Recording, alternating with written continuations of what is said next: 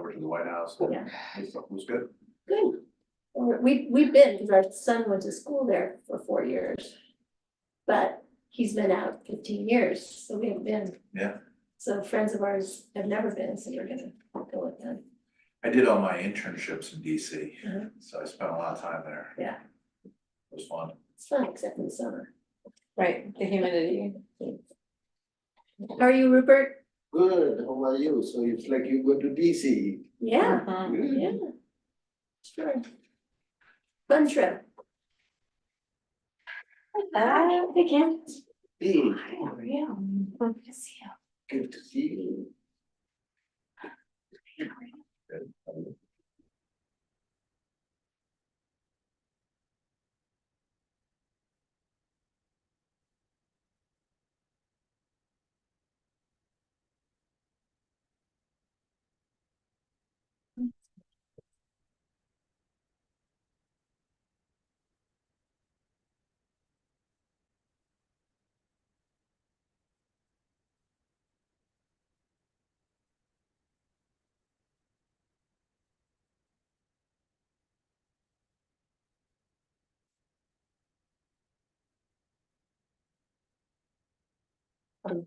That one's your item, I'm gonna come up here and you can introduce your consultant. Okay. Introduce the item, introduce your consultant, okay?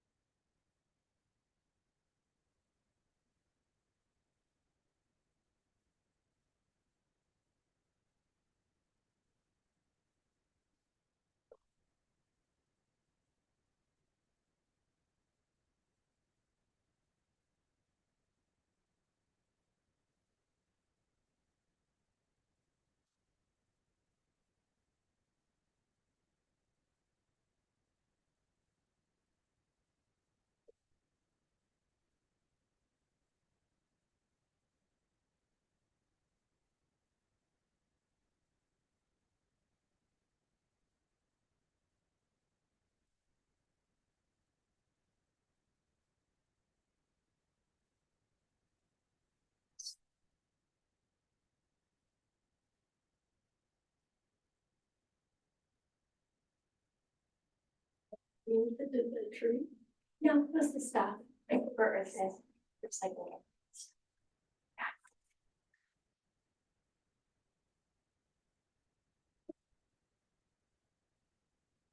Welcome. Thank you.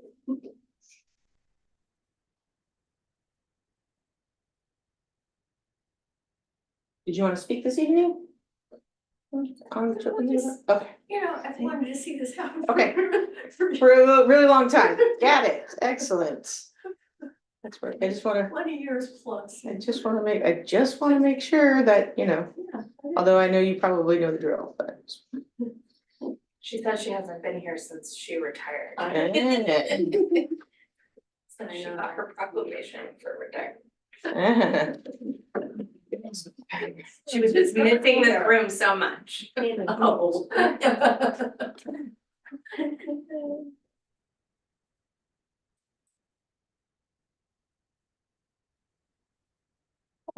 Like you're doing well, Jim. I do. Good to see you. Hey. How you doing? See you. You're making Yeah. it, yeah. Getting around? Yeah. Hi, it's Eric. Hello. Hey, howdy. Nice. Thank you. Well, hi, How you doing?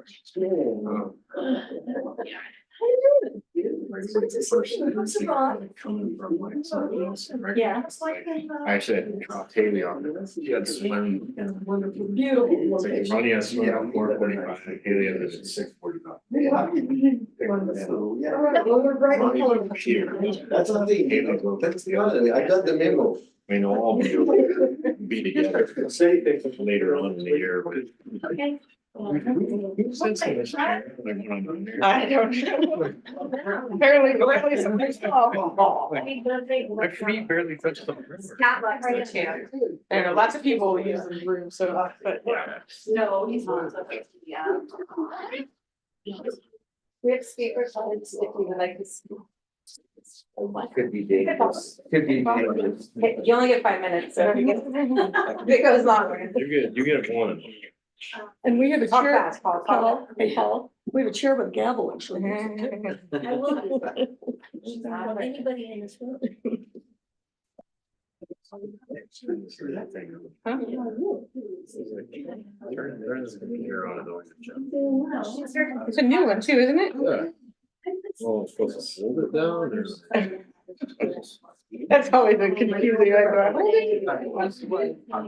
Yeah, so like. There we go. Lit up.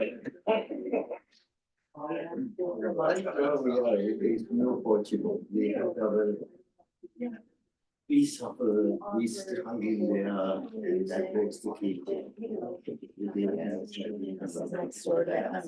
Or where Foss used to be in downtown, right? Oh, yeah. Oh, driven by, I recognize, I sent it. Like, I thought there was like a whole picture of that. Cool. So like the level of cost, it's gonna be. Yeah, and so, oh, thank you. That's correct. It's gonna be commercial on the bottom, residential on the bottom. That's how they like to do it, yeah. Sorry, Paul.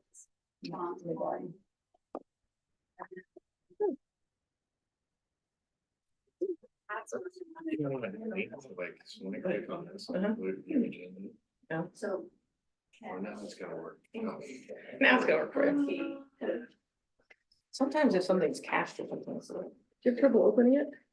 And no, the site, like it was like, the last few times we've been here, I've had to just go to the regular. Regular park site and I lose my highlights. Hi, Lan.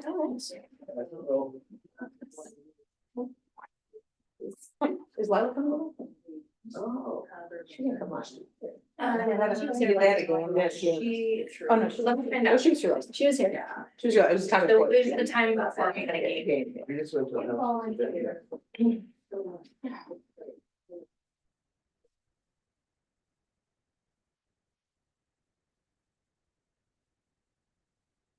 Hi, dear.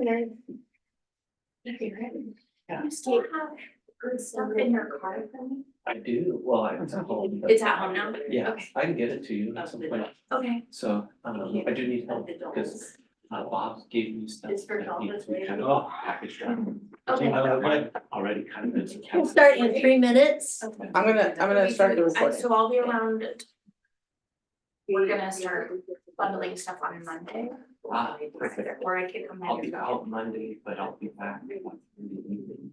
Okay. That would work. Okay.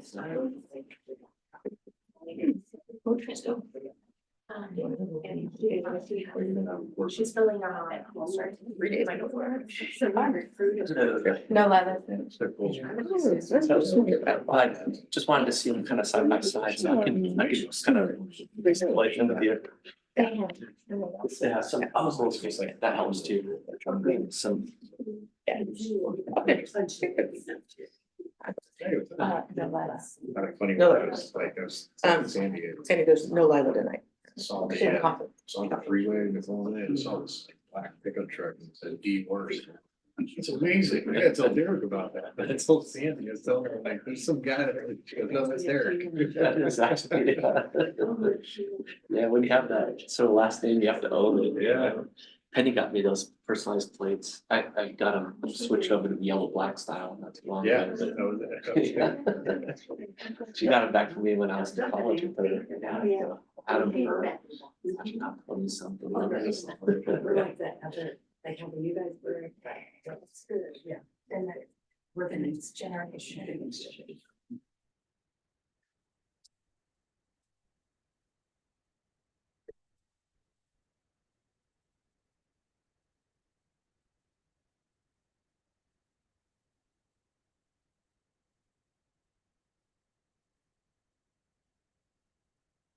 That's beautiful. It's softball, is it? We had practice today. but no games. How they doing? They're good, right? You're right. We won the other night, we lost, but the program, I mean, they're getting better every week. That's, they're happy. And Ames, that's what counts. Yeah. Yep.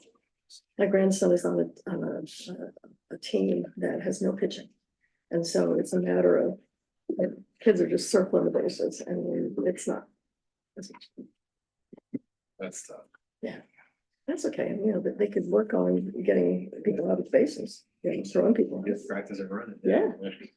Give them some fielding. Are you having trouble with, I did originally, but it's just taking a while to load? I'll share this with you if you want. I can maybe take one from the table. It might, An agenda? yeah, just if it doesn't respond, it might need to follow along with the hard copy. Are you on the Wi-Fi?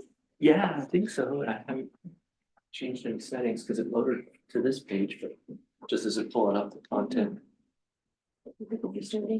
Yeah, actually see if.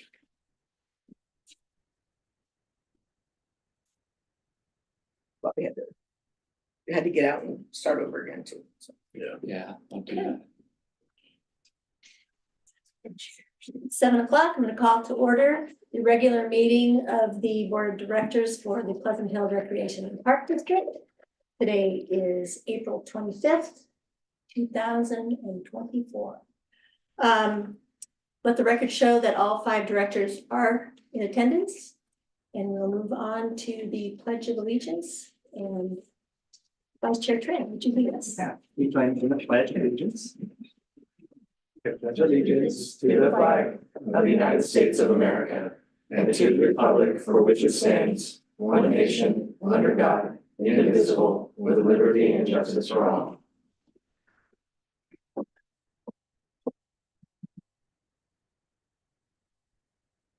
Thank you to the board and GM and staff for being here, and also for our audience. This is, we don't usually have this kind of audience, but we appreciate your being here, and we will now move on to item 3, which is public comment. This item on the agenda provides an opportunity for members of the public to comment on any item within the jurisdiction of the board that is not on the agenda. So if it is not on the agenda, state law prohibits board discussion or action. And for our, the time for each speaker, we have, I believe, 5 minutes. 3 speakers. And your time per speaker is 5 minutes, up to 5 minutes. All right. So I'm going to go ahead and open public comment. And the first speaker is Rupert Pereira. So if you would please come up and take the chair there at the end. Sure. Thank you. Thank you. So I'm Rupert Pereira, and what prompted me to come here is that your Michelle's email dated April 17th for the Bacha teams. So I thought I will come here and express my views, and then give the experience what we have and what we have gone through. So when the Pleasant Hill Rec opened doors about 75 years ago, the founding fathers, actually that time the mothers didn't have rights, so founding fathers, they realized that the proposed district is too small for the rec center to survive, and there was not enough economy to sustain that. So that's where they started inviting all the neighbors and to join the party. So when they invited all neighbors and the residents to a party, they welcomed with open arms. And so the neighbors were asked to pay a little bit extra, which they didn't mind. So the rec center for this have been implementing that policy for the last 70 years or from the beginning, and it has been very successful. It's like, when you invite them, when they all came to the buffet, they were all stand in one line and they were treated to the buffet, and no 2 lines, couple of lines, and no discrimination. So I don't say that there was not enough food for everyone to eat, and there was issues at the rec center. I remember one incident because Iran was in the preschool system and there was not enough space to meet the demand for the preschool program.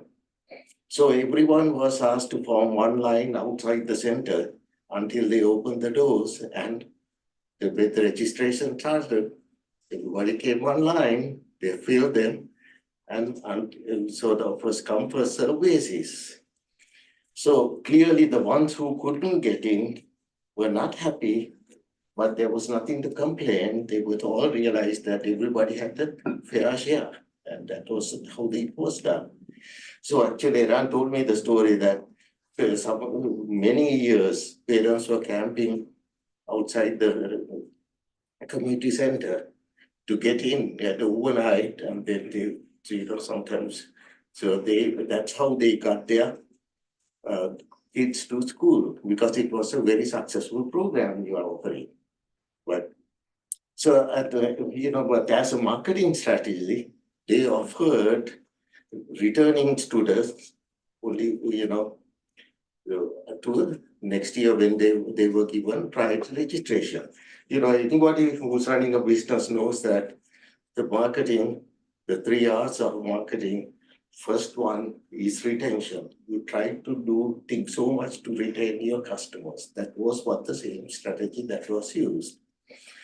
But now, we got this email, Michelle's email given to Vachi Schemes, and I feel like it's like a clever scheme to deny access rec center facilities and programs for a selected group of people in the community, even when they are ready to pay that extra tax which you are charging. So, but you got to remember that most of them are the ones who kept these programs going year after year. When things were COVID or anything, this community was there. It's like, now you want to, since you guys have enough people to support, it's like saying, hey, we don't need you anymore. The things were not that easy when in Vachi. We got into Vachi. I have never played Vachi. When Dave Peters was the recreational supervisor here, rec center, that's maybe 25, 30 years ago, he wanted to have a 4-day, Monday through Thursday, Vachi league. For that, they wanted 16 teams. You couldn't find 16 teams. There was no people signed up. So he recruited so many teams from the rec center. And even I think Bob Berger and Tina Young, they formed a team, they played, and then there was some other staff, the maintenance staff, they had their own team. Then the preschool staff, we joined the team, and we called it the Preschool Social Club. And that was Roger Smith. So we played like that. And so that's how we supported this.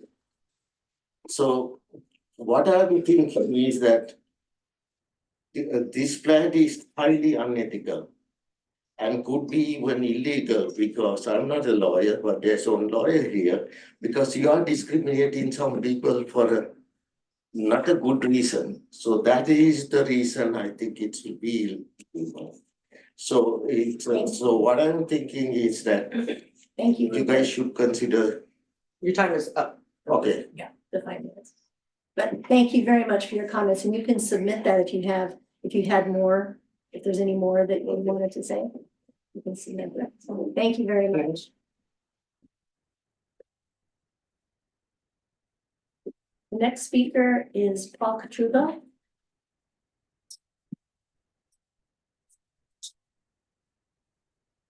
I'm not good at public speaking, so.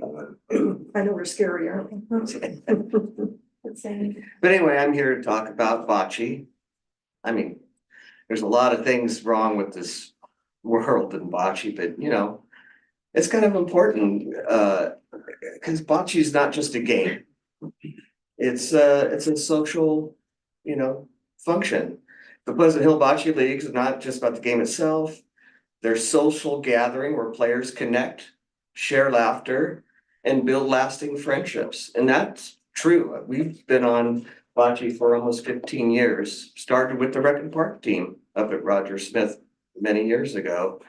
And we still have those friends today, but unfortunately, it's a little upsetting because those friendships are not going to be able to be shared. Rupert being one of them, because he doesn't live in Pleasant Hill, or his team doesn't match up to where I just got the new figures, I guess. I saw the email that now it's 33%. Very appreciative about that. But you know, it's a popular sport. Martinez, where I'm currently living now, they have 21 bocce courts, and there's a waiting list. And unfortunately, you have to wait for somebody to pass away to get in there. It's a really hard league to get into. And the good or bad, Pleasant Hill is following suit to this, is that it's a, you know, very hard sport to get into. But my thing in talking to other bocce members over the last couple of weeks was the communication. Nobody understood the urgency of changing the structure of bocce. And the most common comment I got was lack of communication.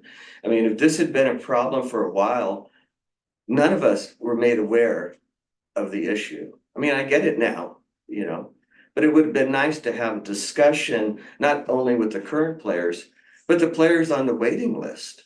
I mean, I would love to talk to people on the waiting list that maybe if we had a spot on our team, hey, come join our team. Because our team, botulism, we just have fun. We just have fun. It's a social thing, and a game breaks out in that. But it would have been nice to know the people who couldn't get on you know, who are on the waiting list. And I was pleased to see that we're going to add extra games on Saturday and Sunday, but I think we should add them Monday through Thursday as well. And I think if you have earlier games, some of the senior players would love an early start time. As we know, many times we've been approached by opposing teams of older than me, which is really old, but they want to start early. And so I think that's something that we could have talked about, and also it'd be great extra revenue. And then maybe we could take that revenue and take that horseshoe pit and maybe make that an extra bocce court. But anyway, just rambling here, but I just like to say I wish we had had a conversation, and I wish there was a little more communication, or at least a statement from the Rec and Park board or staff of why they're changing this structure. And I understand the need to be inclusive, and I completely support it, but not at the expense of excluding players that have played 15 to 25 years. And that's all I gotta say. Thank you for your comments, Paul. We appreciate them. Thank you. Our next speaker is Jim Bonato. Thank you, Madam President. I'm Jim Bonato, probably the lesser known of the Bonatos around the table there. And I did just have some brief comments. I've been a bocce player for 20 years now. And that must be about 50 or 60 leagues. And we have only been to the top once. So we resemble our team name, which is Just for Laughs. We're out there to have fun. We're out there to have fun with the opposing teams. You know, this isn't really a rivalry when we get on the court.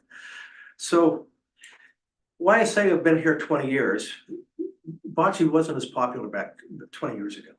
And it's through the teams that have continued to play that have spread the word to other members of the community that, hey, bocce is a lot of fun to play. You don't know how to, we're just rolling a ball to, you know, trying to score a point. And through that communication to our friends in the community, other teams have joined, other teams have now made the point where you need extra courts, and you have provided extra courts. So I think we need to acknowledge the older teams for the popularity that brought about the extra courts. That being said, I'd like to propose a solution, and a solution for consideration anyway. I understand, there are other teams that wanna join the league. I understand that there are not enough courts with the same league system that we have. And what I would like to propose is that we combine this summer 2024 and the fall 2024 leagues, extend the league, bring the new teams in. And of course, we're not gonna be able to, the existing and the new teams will probably not be rolling once a week. Maybe it's once every 10 days, once every 12 days, or every 14 days. But you have three winners here. You've got, first of all, the teams that still want to play, whether they're Martinez based, whether they're, when I say Martinez based, whether the team is predominantly out of Pleasant Hill. In our team, there's just 2 Pleasant Hill members, so we fall in on the lower end of the priority. But we would win. The teams that want to come into the league would win. Rec and Park would win, because what you could do is you could charge the existing teams and the new teams the amount of money for both of those leagues. So that would bring in additional money to the Rec and Park. Hopefully, eventually, we'd get some more bocce courts so we wouldn't have this problem. So thank you very much for the time. Thank you for the comments. Do we have any other public comments? People in the audience? Okay, seeing none, I'm going to close public comment. And that can I get over here? Can I ask a question of staff? We're on this particular matter, at our last meeting, we asked the GM and the staff to take a look at options and investigate that further, and that's what's happening or has been happening since that meeting. And we will see this, have a further discussion on the May 9th meeting. So at this point, I'm not going to entertain any comments. Yeah, the only thing I would ask is that comment was made this evening that there was additional communication with the public from staff about additional opportunities to play. I'm just checking my Okay. email now. I did not receive that. Okay, So I would like to Okay. have a chance to receive I that. think we can handle that, Thank you. definitely. I will send that. Yeah, I said. On to item 4, which is reports and presentations. Our ex officio teen council representative is not available tonight, so we will hear from her at our next meeting. The next item is 4.2, our report from the general manager. Great. I included a written report in your packet. I just wanted to confirm that I will be out of the office tomorrow as well as the following Friday. But I will be available by cell phone, so staff or board can get a hold of me if necessary. I wanted to give a shout out to the park staff for identifying a safety issue for PHBA out at the field out here at Pleasant Hill Park and moving the pop-up head that was behind the mound. I thought that was great of them, so that was helpful. A reminder that the Pleasant Hill Community Foundation annual celebration, you all should have received an email invitation. If you did not, please let me know. It'll be on Thursday, May 2nd at 5 p.m. And I just wanted to, I put it in my report, but congratulate Ryan Harriman, the facilities program manager, as the recipient of the Oliver Holmes Award this year. Ryan has built a rather robust rental program with our new facilities since his tenure here. So I'll talk more about him on that evening, but I wanted to just highlight that.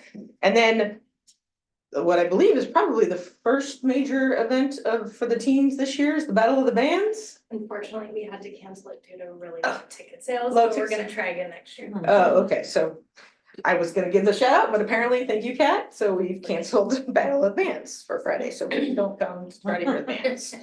And then lastly, we did hire an aquatics coordinator, Taya Denny. She will come to a future board meeting and be introduced. Excited to have her on the team. So with that, I'll take any questions on the report. Do any of the directors have any questions of General Manager Lacy? Director, or Secretary worse? Yeah, I was just curious, a little bit more information on that mainline replacement for Rogers. Because Oh, that was in yeah. exchange for us using, Yeah. or having them use the staging area. Correct, yeah, so we had a request to use the staging area. That particular main line was actually an asbestos covered pipe, and so it was going to be rather costly to replace. And so sometimes when we have requests to use parking lots, if we have a job that can be done, trade for that. Trade in Yeah. lieu. Mhm. We've done that before with repaving and things like that as well. So I thought that was a great opportunity that Tom had because they had a main line that was broken and it was an asbestos line, so it was definitely a good win for the district. Thanks, I just it wasn't clear, what the conditions were for that, but thanks for clarifying. Thank you. Any other questions? Okay, if not, we will move on to item 5, our consent calendar. And we've only got one item on there, 5.1, approved bills to be paid. Do I have a motion? Or questions on that? I motion to approve the consent calendar. Second. Second by Director Glover, all in favor? Aye. Passed unanimously. All right, move on to action items. We're going to bring in, there she is right there. Osa's here. Okay. Osa, thank you for joining us. Osa Wolf is our general counsel. Nice to see everyone. Thanks for having me. Okay, on 6.1, I'm going to ask Michelle Lacy to describe the resolution. Yes, so on your agenda this evening is authorizing the general manager to accept ownership of approximately 0.35 acre pocket park located on Santa Barbara Road across from Pleasant Oaks Park. It will be transferred by Davidoff Homes to the district at no cost. This item was previously on your agenda. And at that time, the board was concerned about a number of items. They were concerned about the trees, the 2 trees that were left, the inset cedars, that they were in ill health and wanted options to have those removed before acceptance. There was some questions as well on additional amenities, such as a drinking fountain. So this item actually went back to the Land and Facilities Committee, which I forgot to include in my report. I apologize to the 2 members. That committee had a conversation with Davidoff Homes. We provided, Osa and I also provided the background information on the specific plan, the plans that were approved as part of that, which included identification of the amenities. Which included no potable water line to that particular parcel. So at that time, the Land Facilities Committee requested that I work with the city and Davidoff Homes to see if we could get the city to agree to allow us to take out those trees. I'm pleased to say that the city did allow us to take out those trees. Originally, the city had denied that request because of the County Office of Education. They had protested the loss of trees in that area. I did go and speak with their superintendent as well as their board president and got their concurrence that those trees didn't look good and were in ill health. And so we took that information to the city. I highlighted in the arborist report that the trees were in declining health, and we did get an approval by the city to take those out. So I want to thank Davidoff Homes for removing those trees and replanting 2 trees in that pocket park. The concern, what we did to assist with that effort is there's a 2-to-1 replacement requirement by the city if you remove a tree. So Tom is locating 2 of those trees in our parks. So he has trees that he needs to place. So we were able to assist Davidoff because they didn't have any space in their current project to place those. So that was a win-win, I believe. And so tonight, I am recommending that you authorize the general managers to accept this piece of property And OSA is here if we have any questions as well, Does the board have any questions? or if Land and Facilities Committee wanted to make any comments as well, sorry. Well, I do have to, I'm gonna thank Director Bernardo on Land and Facilities, because in that discussion, which was back in February or March. March, yeah. Yeah. March. Pushed on the trees to have them removed, that they appeared to be in ill health. And we were lucky, we had OSA here for that discussion also, and it worked out well. Davidon, you know, I think knew that they needed to do that. So I think it is a win-win for the district, and I appreciate your effort with that, and also OSA, thank you. Does anybody else have any questions? Just a similar comment. I appreciate you bringing that to our attention. I hadn't been aware of the health of the trees and, was excited about taking on, a new amenity for the district, but having that brought up, actually resulted in, I think, in a better situation, having 2 healthy trees plus 2 additional that we can put in our park. So thank you for your efforts there to bring that to attention. Any other questions that we haven't already discussed in our previous meeting about this item? Okay, then I'll entertain a motion on the resolution. Are we gonna have any discussion? I just wanted to make a comment thanking Sure. staff, particularly Michelle and Tom, for the extra effort that it took. I know this was a lot on your plate already, and for us to shove this back onto you when it was largely a political matter was a lot to ask of you. So thank you very much for pursuing that. I do think that we ended up with a much better park and dedication as a result of it. So I may have brought it up, but you guys implemented it. So thank you. Thank you. Any other comments? Okay. I will now entertain a motion. I'll go ahead and make a motion that we adopt resolution 2024-04-25, authorizing the general manager to accept ownership of an approximately 0.35 acre pocket park located on Santa Barbara Road across from Pleasant Oaks Park. The 0.35 acre property would be transferred by Davidon Homes to the district at no cost. I will second that whole motion. Thank you. We have a motion and a second. All in favor? Aye. Motion passes. Good, thank you very much. To all of you. Please thank David on too. Yeah. Yes. Jordan's actually on, he's actually on Oh, is he? listening, so Okay. yeah. Thank you, Jordan. He came on, so thanks, Thank you Jordan. very much. And thank you to Bailey too. All right, I guess we passed that, but did we have any public comment on that particular? I'll skip that part. We don't have any speaker cards and I don't have any emails either, so. Well, we open and close that, and we will move on to 6.2.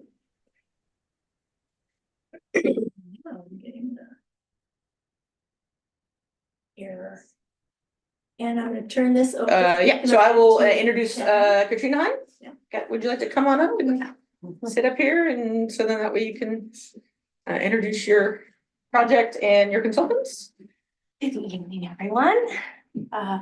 We are excited this evening to let you know a little bit about the Chilpancingo renovation project design. As you all know, we entered into contract with Verde Design back in November, and since then have held 2 public meetings to get input from the public as to what they would like to see in that park, as well as done an online survey to get additional information as to the wants of the community. So tonight I have Pat and Mark here from Verde Design, and they have 2 conceptual plans that they would like to share with you. And then we would love some input from the board as well, so we can simplify it into one design. Thank you. And just for clarification, on this one, we don't have an action item to vote on the design, we are just doing input. You're providing input. Mhm. To, back to them. Yeah, so we can come back with a Yes. finalized conceptual plan, so. And I have some visual aids, I'm gonna just turn those around so people can see. You need to use this one. Yeah. Oh, we got it.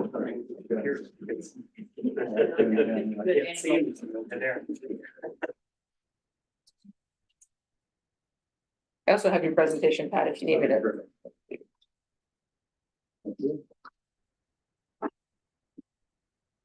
Thank you, Kat. Thank you, members of the board of directors. Thank you for having us here today.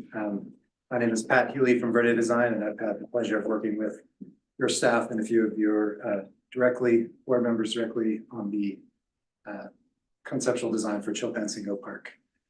So if you'd like to go to the next slide, we'll jump into some of just a little bit of the background. As Kat mentioned, we started with a contract in November, but since then we've gone through a few steps to get to where we are today. Kickoff meeting in December. We had a site walk with Tom and some other staff in December before getting our Arborist report and site topographic survey in the middle of our first community meeting. And then our second community meeting in March, followed by an online survey to help us gather as much input as we could from the community on this park.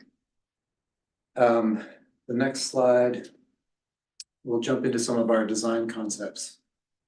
So I'm going to present to you two concepts today, and both of these concepts have a lot of similar elements that came out of our process and community input. Both designs maximize the inherent nature of the space, which is we were very appreciative of the healthy trees and existing kind of park topography and boulder features that we were planning to incorporate into our designs. The two concepts have some very similar components arranged in different configurations, but there are some shared facilities or shared furnishings that I'm going to go into first before we go more closely into concept A and B in specifics. General site furnishings that are part of the district standards include signage and some of the furnishings you see here, which we're planning to use in both concepts. Street signage to identify the park a little better, which came out of our meeting that people were having a hard time locating it or seeing it from the major roadways or pedestrian pathways. And then incorporating elements that are missing from the park currently, such as picnic tables for groups to gather, shade around shade structures to handle the hot weather that you get here, bike racks for people accessing the park by bike, and basic amenities like drinking fountains, benches, and perimeter fencing to kind of mark off the boundary of the park without looking like it's keeping people out or blocking them in. Thank you. Some of the materials that we are considering for the conceptual designs include concrete paving for most of the pedestrian and vehicular pathways, resilient surfacing for the playground component. A portion of the nature play areas, which I'll present, have an engineered wood fiber surfacing. And then we're proposing to use decomposed granite for pathways under trees so that we're not having too much of an impact on the root zone, as well as in picnic areas and some of the exercise areas. So that's some of the shared materials and furnishings that you'll see throughout the park. And now we're going to go into concept. Oh, sorry, I have one more there. A new restroom building. What we're proposing, and we've included in our cost estimate, is a 2 single stalls restroom with a chase in the middle to accommodate the use of this rather small park, an amenity that it doesn't currently have. Thank you. Okay, so jumping into it, concept A, you see on the screen, and we also have it printed on the left side here. To orient you a little bit better, the upper side, the plan north is the existing dog park and the floor store up above. To the west and the left is the existing parking lot. You've got Golf Club Road to the south, and then on the lower right corner is Grayson Creek. So that's the space that we have to work with. And looking at it from above, you can see there's a nice dense canopy of trees that are signified by that shade of green color. And what we try to do is maximize the use of the space where we're not interfering with trees while still capitalizing on the shade that they offer. And then kind of nestling the majority of the improvements within the boulders that are shown on the plan in the gray shadowed lines, if you can see that. So I'm going to walk through concept A, some of the major site elements that identified with the commonality of the two. The first one being on the next slide, we're kind of going through the sequence, the restroom building. We've got a playground for children ages 2 to 5, along the east side there, kind of beneath the canopy of the existing trees. The playground for children ages 5 to 12, more centered in the open space. And in this case, we've included a shade structure to add additional shade in that more exposed portion of the park. One of the interesting unique components that we liked about the site, I mentioned it was the boulders, and we wanted to capitalize on that by making a unique nature play area that utilizes the existing boulders that are in that portion of the site, but combining it with some logs and boulders around it that connect with traditional play equipment that help activate that space and create more of a non-traditional playground that has that nature play feel to it. We had some input from the community that exercise areas were desired, and we've kind of peppered them throughout the east side of the park so that there's access from the creek trail as well as the having them in close proximity to the playground. So people using the creek trail can operate in them without interacting too much with the park, but people who are watching their kids can utilize them and still have eyes on their children.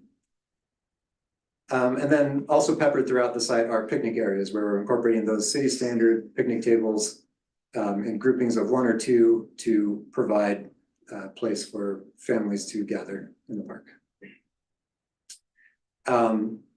Some site signage that I mentioned, identifying those in the prominent areas, and the next slide kind of highlights where those are off of the major roadway, so you can see what the name of the park and identify it from Golf Club Road, but also accessing from the creek trail and from the parking lot side, so that you know that you're in Chilpancingo Park and reinforcing its identity. Next slide, please. Circulation throughout the park connects to both the frontage along Golf Club, parking lot at the floor store side, and then an entrance from the north adjacent to the existing dog park. So several ways you can access, whether it's by car, bike, or on foot. And the entry points are kind of identified in there. So zooming in on the playgrounds, thank you. A little bit more in depth of the helping to reinforce the theme of kind of the nature play that we talked about. The equipment utilizes some natural elements that are manufactured by Compan, and these are a Robinia wood that offers kind of a rustic feel to it, but it's a engineered product that's built to the safety standards that you would expect for a playground. In this case, we're including 2 swings for the small children, a small post and platform structure with a slide for the Wizard's Hideaway, and some of the springers for additional play. The dress-up cottage is a more imaginative play element that allows you to use your imagination and play in that sense. Next slide. So for the older children, we wanted to incorporate some more adventurous play equipment, but also be inclusive of those with limited mobility. So we've got a kind of the larger structure being the log jam there that incorporates some climbing elements using that natural material as well as a slide. And then we have some traditional swings, which kids are always in favor of, and we had some input, positive input from the community on including 2 belt swings and an accessible swing. The universal carousel, which is a 0 entry, meaning you can wheel directly onto it from the adjacent surface, and a bowl spinner as well in that space. And as I mentioned, it has a shade structure since it is in a little bit more of an exposed portion of the site. Thank you.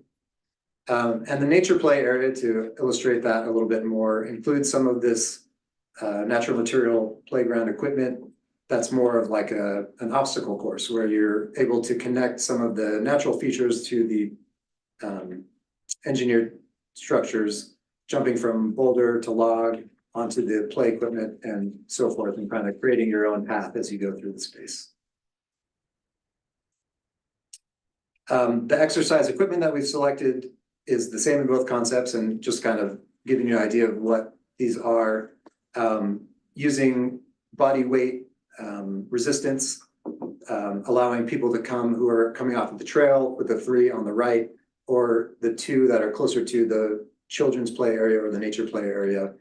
It could also work as a little circuit where we measured it, and I believe it's, if you run in that crescent shaped loop, it's about 1/10 of a mile each time. So you could kind of create a linking pattern and run 10 times to get a mile. Thank you. Hopefully I'll get dizzy. So there's concept A. And we're gonna go into concept B as well. And as I mentioned, a lot of the same site elements, so this one will go through a little bit faster. But one major site element that's different, we'll get to. The restroom building is in generally the same location. The playground for the younger children, in this case, is in that open area to the north. And includes a shade structure to provide shade for it. With the playground for older children closer to the drip line of the trees. And unique to this site is having the nature play area kind of front and center in the middle of the space there. And we're connecting to some of the existing boulders on the right and the left with something of a boardwalk so that you're able to cross over the path from this, more or less constructed natural play area into the features of the park that are already there and connecting those spaces with the play area. We also have exercise areas and a little bit of a different configuration in this case. And the same goes for the picnic areas, having them located, some of them adjacent to that playground area and some of them or adjacent to each playground area, as you can see. And a unique feature here that we heard from the public was a splash pad. And this would be a domestic water splash pad that drains into the sewer system and would not require the recirculating pump to make it up. And so it's got relatively low maintenance, and we'll zoom in on a couple of those things in the next round after this. Just reinforcing signage at some of the main entry points, which are accommodate arrival by car, by foot, or by bike in all sides of the park.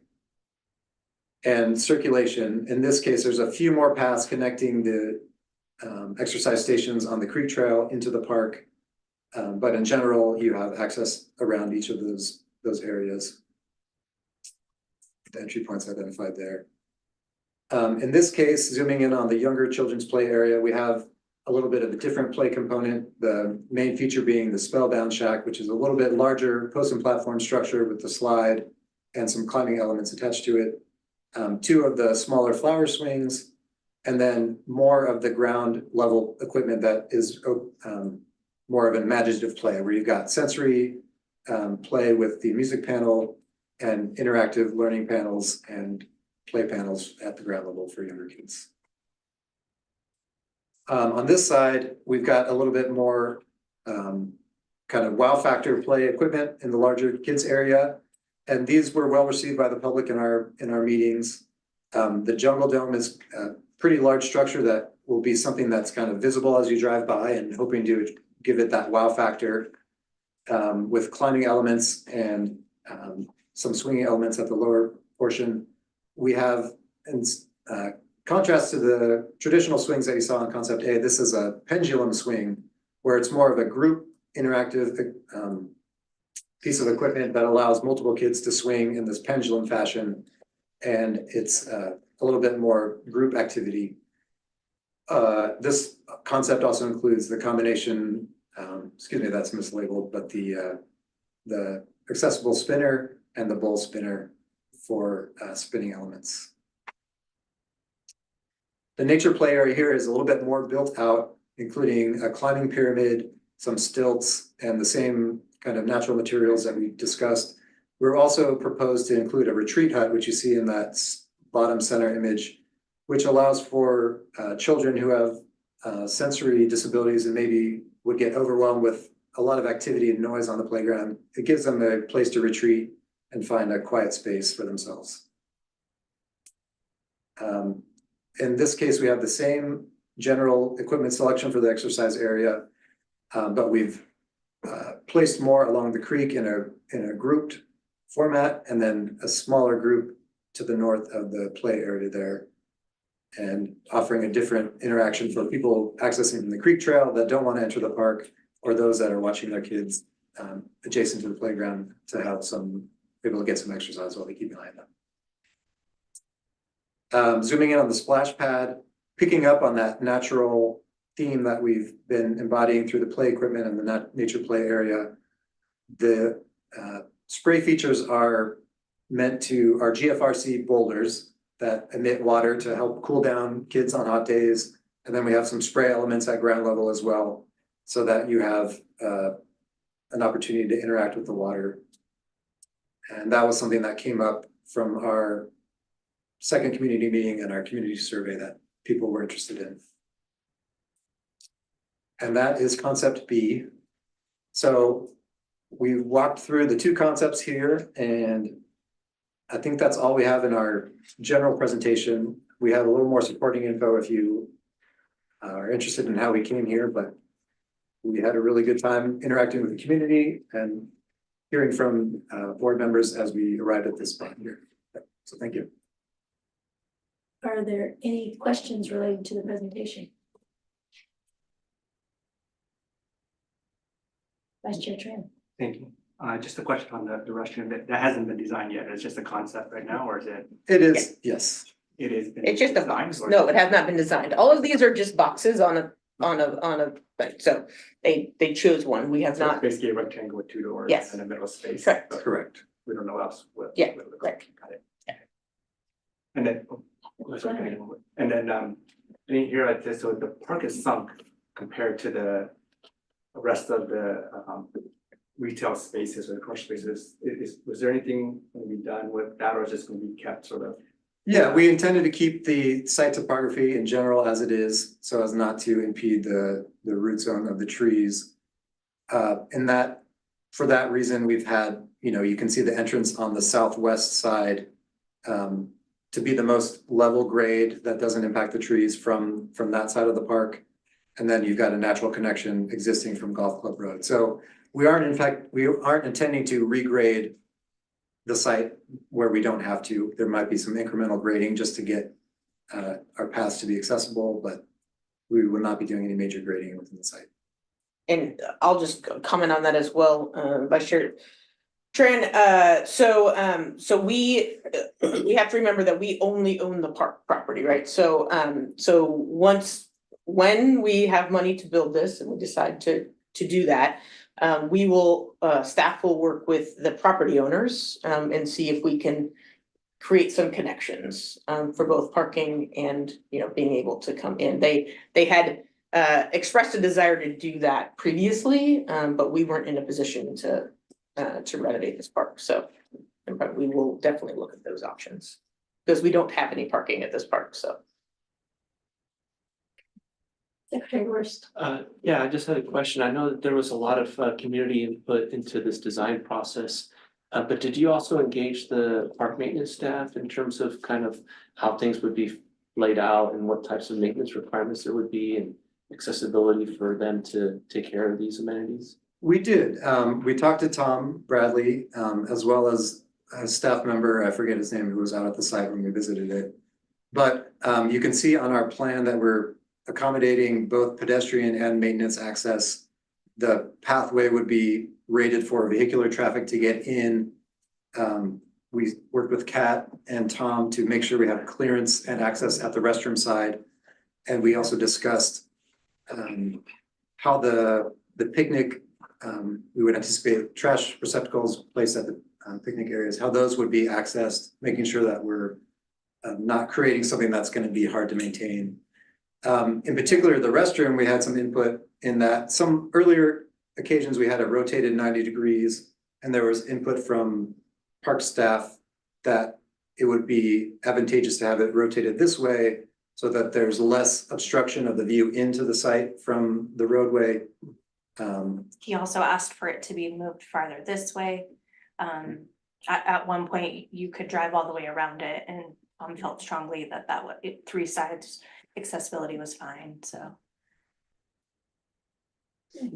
And just so right now we have, these are nice bubbles on a on a piece of paper as for some approximate spaces. This park does not have any utilities to it. We have no electricity, no sewer, no potable water. So the only water we do have is recycled water. So all of those services will need to be brought in.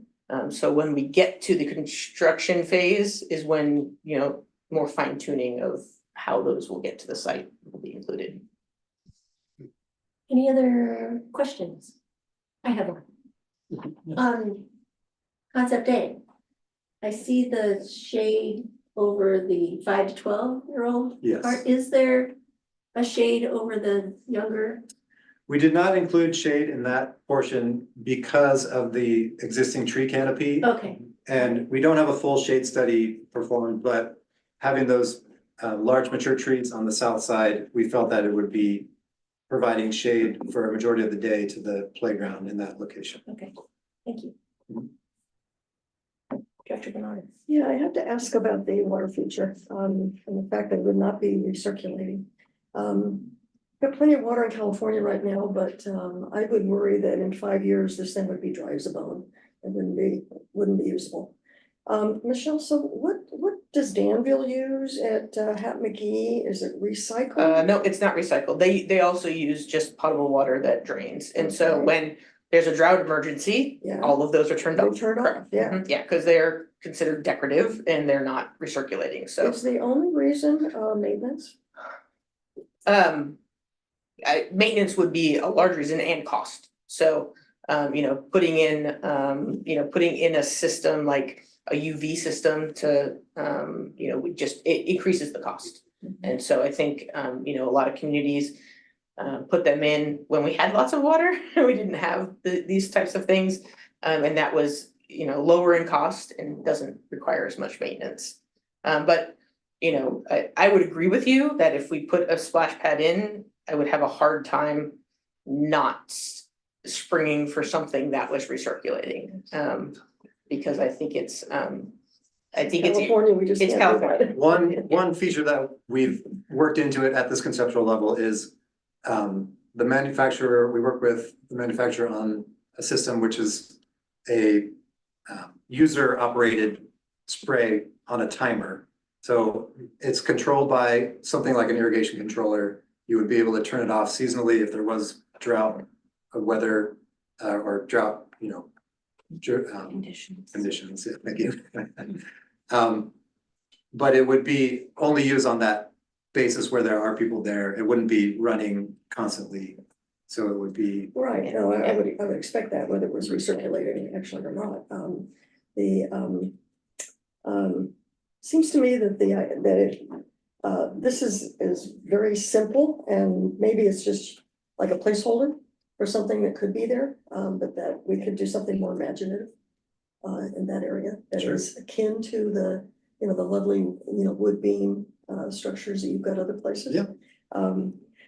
My other question is, I'm a little confused about the nature area, the native area, the great, I think you refer to as. It's a nature area. Nature Yeah. area.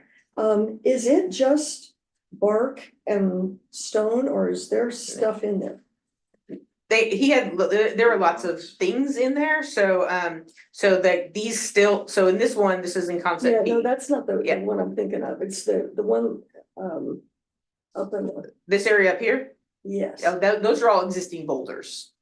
So in concept A, they have the nature area kind of around these boulders. Boulders, Yeah, right, yeah, yeah, boulders look that at that. are, And it's the kind of natural topography play, is yeah, kind of- topography, yeah. Yeah. And so in this one, there's a nature area in the middle, which makes it more of a focal point of the park with these bridges that kind of go into those areas where there's boulders. So the boulders will stay, they're not really part of the official play area, but we know kids are gonna play on them, and so, Okay. I guess I'm still confused about the upper right there, I guess It's for the middle. It's meant to be it's representing the existing boulder grouping in that space. Yeah. So That it's shape. just It's just the bubble. like a sandbox.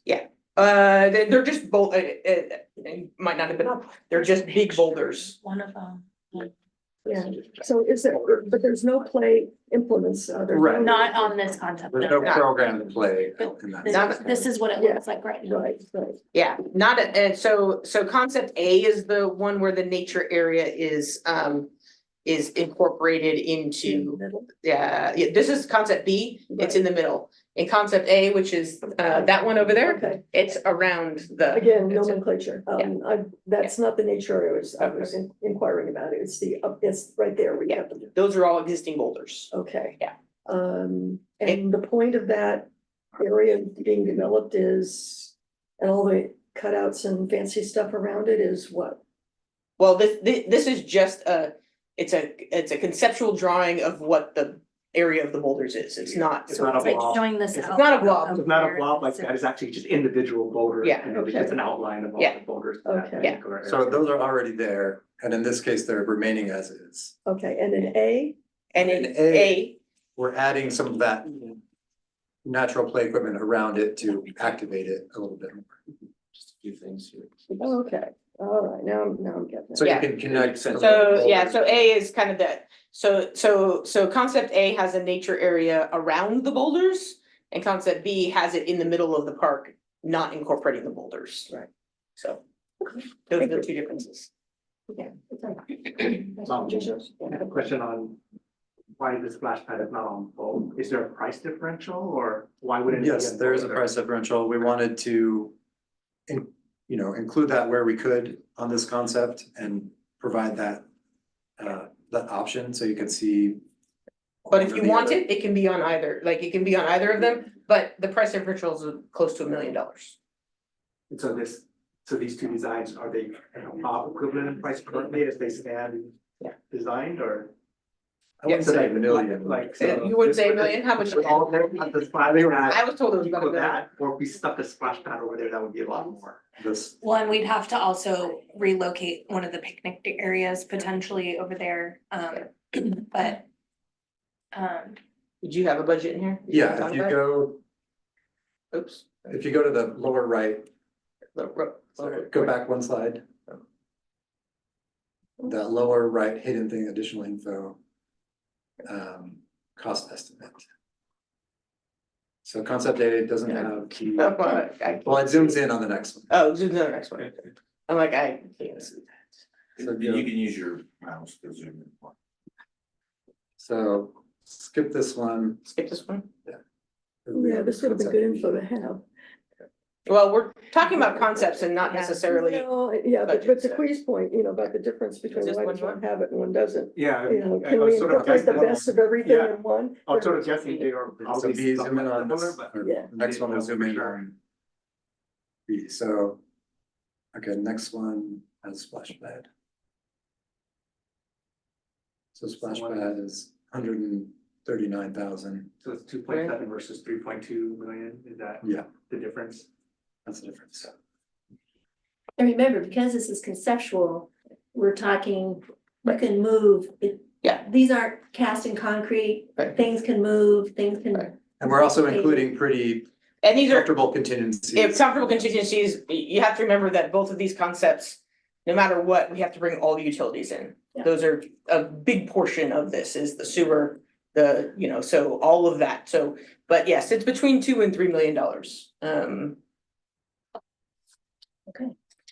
If there are no more specific questions, I want to open public comment on this item and see if anybody else in the audience has public comment on this particular item. Go ahead. Is that Alan? Behind that mask?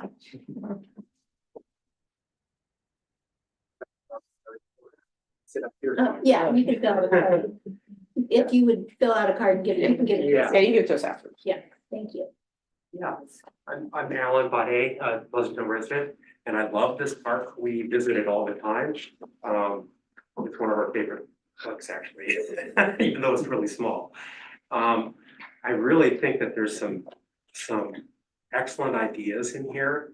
I love the passive play and active play areas.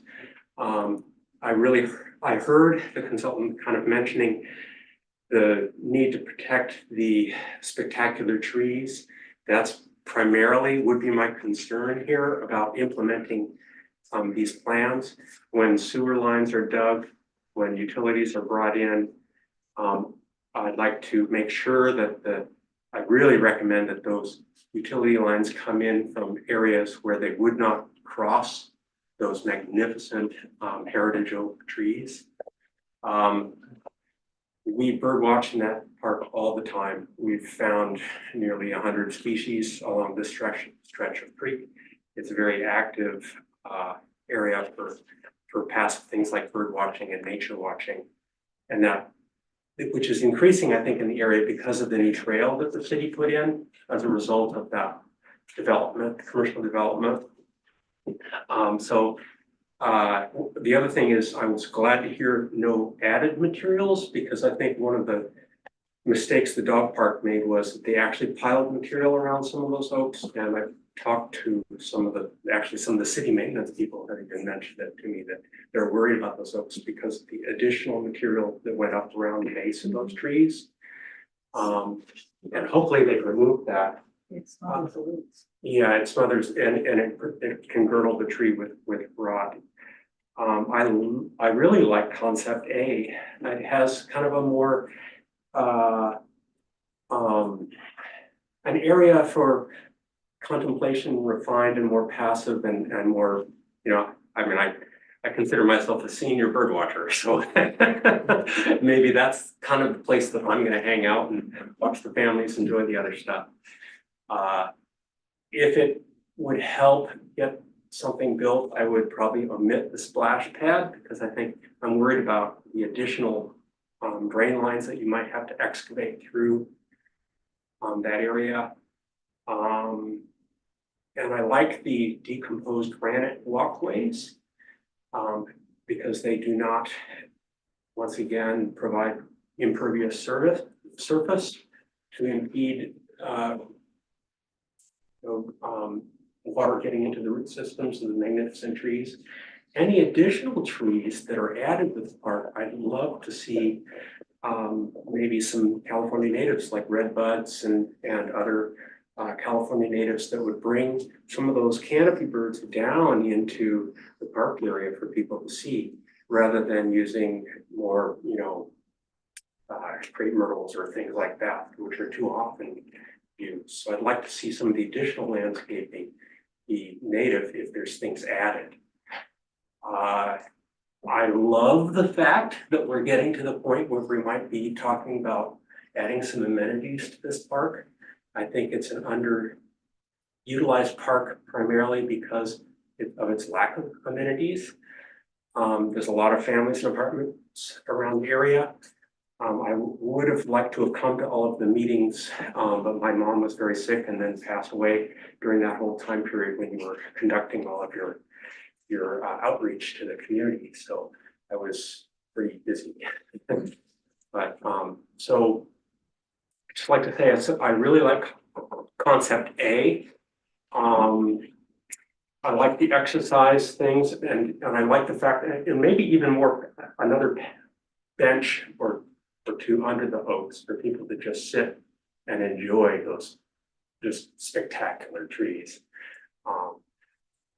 Those would be the only additions that I would say, but I prefer concept A with maybe some light movement of things. I really like the boulders being left and incorporated into kind of a play area. You're taking advantage of something you have. Maybe you rearrange them a little. I mean, if you have to, you know, knock sharp edges off of them or something, but you've got a resource there that you can expand upon. So I think those are my, I mean, I think there's some really good things here. So my main concern is how it's implemented. Don't cut a big old sewer line right across those oak roots. So thank you very much. I'll fill out a card. Okay. Thanks, Yeah. Thank you very much for your comments and my condolences and condolences thank to you. Yeah. And thank you for attending. Thank you, Wendy. Oh, you're gonna speak separate? Okay. I think she's gonna. All right. Yes, I'd like to say that I've been interested in Chilpancingo Park for a long time. but I didn't know about some of the earlier meetings. They weren't very well advertised. So I didn't find out about them until the March 19th meeting. And then there wasn't anything online, so we were out of town, and so I couldn't write any comments because there wasn't really any information. So if I could be added to the list of people to be contacted about the Chilpancingo parks, I was kind of upset that I didn't know about them. Other than that, I would like to say that I like concept A because it kind of separates more of the quiet area from the more active kid play area. And not everybody that comes to this park is going to have kids. So it kind of helps with some quiet areas versus all the park is active, and it also keeps more of the exercise type stuff a little bit more away from the Oaks. I kind of like that whole section there is a little more natural. And I was wondering, I had some questions too. Are they gonna put some shrubs around the edges of the park and stuff like that? And if so, it'd be nice if they were natives and native to California. That's a really detailed portion. We're not. at that I'm putting yet. in mind. We did include allocation for certain 1,000 square feet of landscaping. Okay. We haven't talked about species selection, Okay, hopefully, but we included landscaping, shrub areas, and some trees. So because the non-natives are kind of food deserts for birds and wildlife. And the creek is kind of a wildlife corridor, so that would be nice. And I'd like to see either a bench or a picnic table. Kind of, all of them are kind of clustered around the play areas. And if you wanted to go there and have a sandwich and not be part of the 2 to 5 year old or the other areas, it would be nice to be able to do that. So a bench or a picnic area, picnic table in an area that wasn't quite so active would be nice. And also, I just wanted to say, I hope they're not gonna put any irrigation in by the oaks, because native oaks can't take water during the summer because of root rot. So it would be great if they didn't irrigate in that area. I think the park was given to Rankin Park District to preserve the oaks. And so hopefully that can be done. And I second the comment about making sure that the sewer lines and stuff don't cut through roots, and as many trees are preserved, and maybe have planted more. And maybe the restroom, I don't know if it has to be in the center, maybe it could move to the edge or something, maybe it would be a little less destructive to the park. It doesn't have to be the center of attraction. So, but otherwise, I think I like all the kid amenities and the way they're talking about nature. Okay, thank you. Thank you, Wendy. We appreciate both of your comments. Okay, well, I wasn't gonna say anything. Okay, one more. Okay, so I prefer concept A. My name is Julie Gianti, and I prefer concept A. I agree with the other speakers that said that they like the gravel walkway and you know, to preserve, we want to preserve as many of those trees as possible and have the drainage.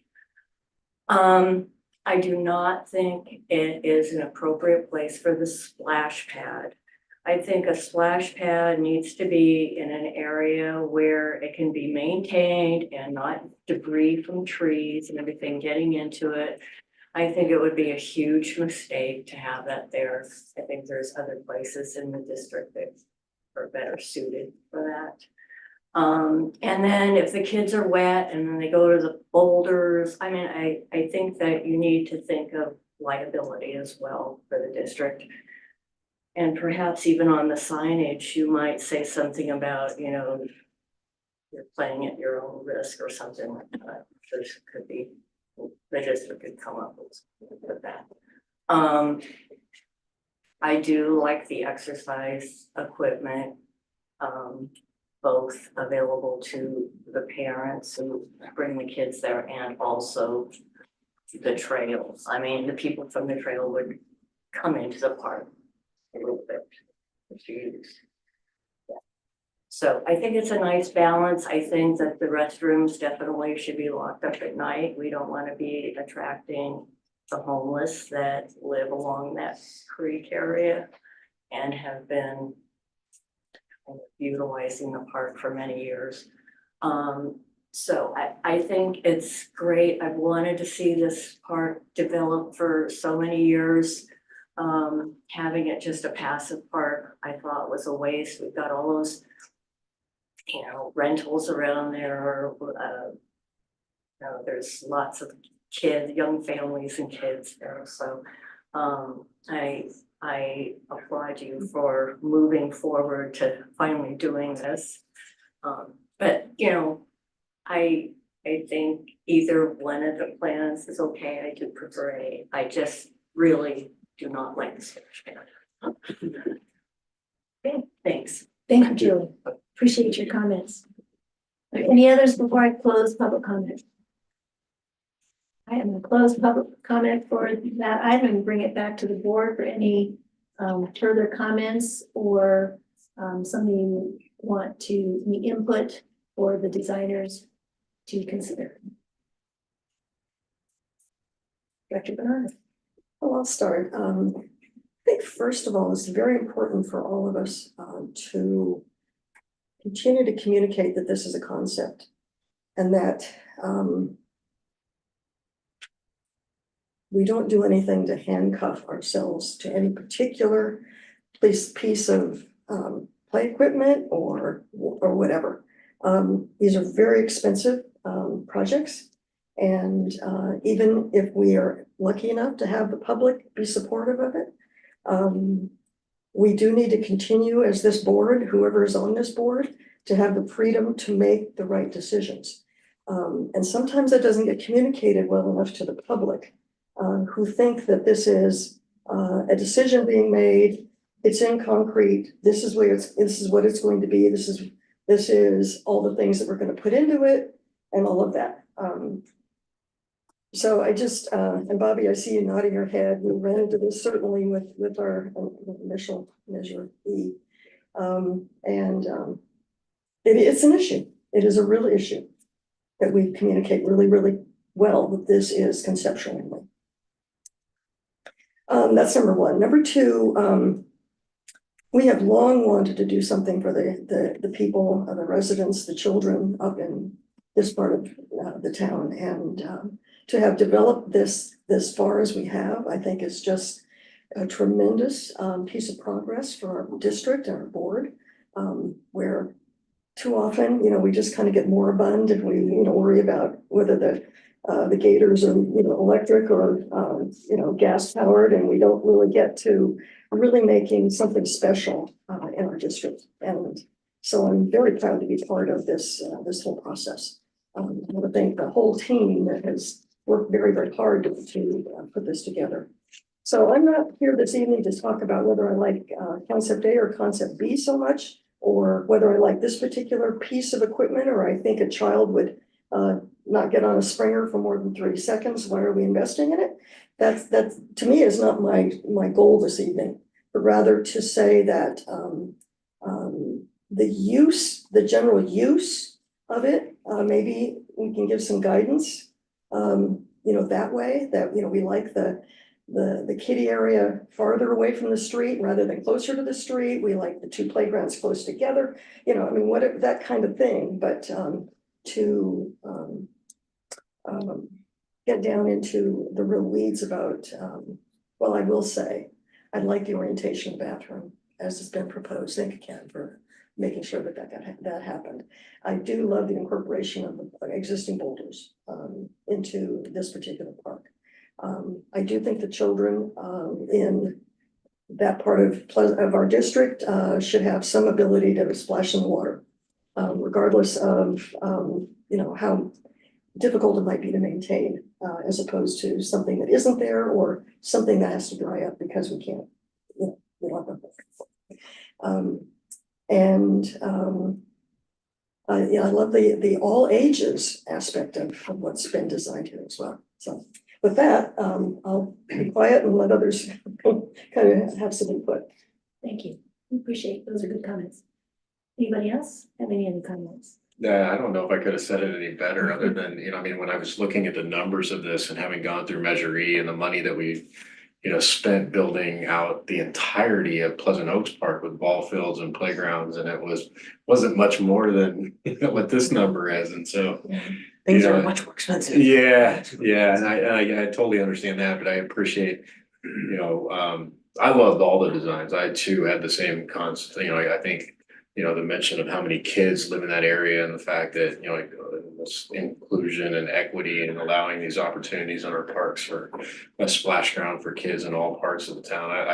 I love it. I mean, I wish, I hope that we can do all this stuff, but first and foremost, I just love how, kudos to the design team and you, Kat, and staff for how you've mastered this through, and the keeping with the existing environment. As a kid who, hung out there while his kids softball, and his parents' softball team was at Round Table, or, I mean, I'd like to say, if you didn't eat an icy from Kmart or an ice cream from Baskin Robbins in that park, did you really grow up there?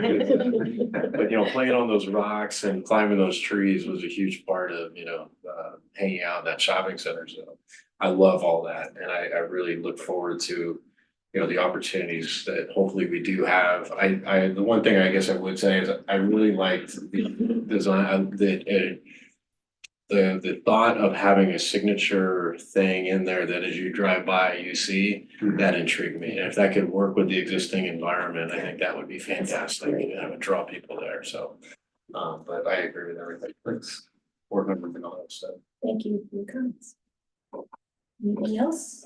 Yeah, I have lots of things that I wanted to mention, but kind of hearing the other directors speak, I feel like the public's kind of spoken on behalf of what they are interested in, and it's our responsibility to acknowledge that.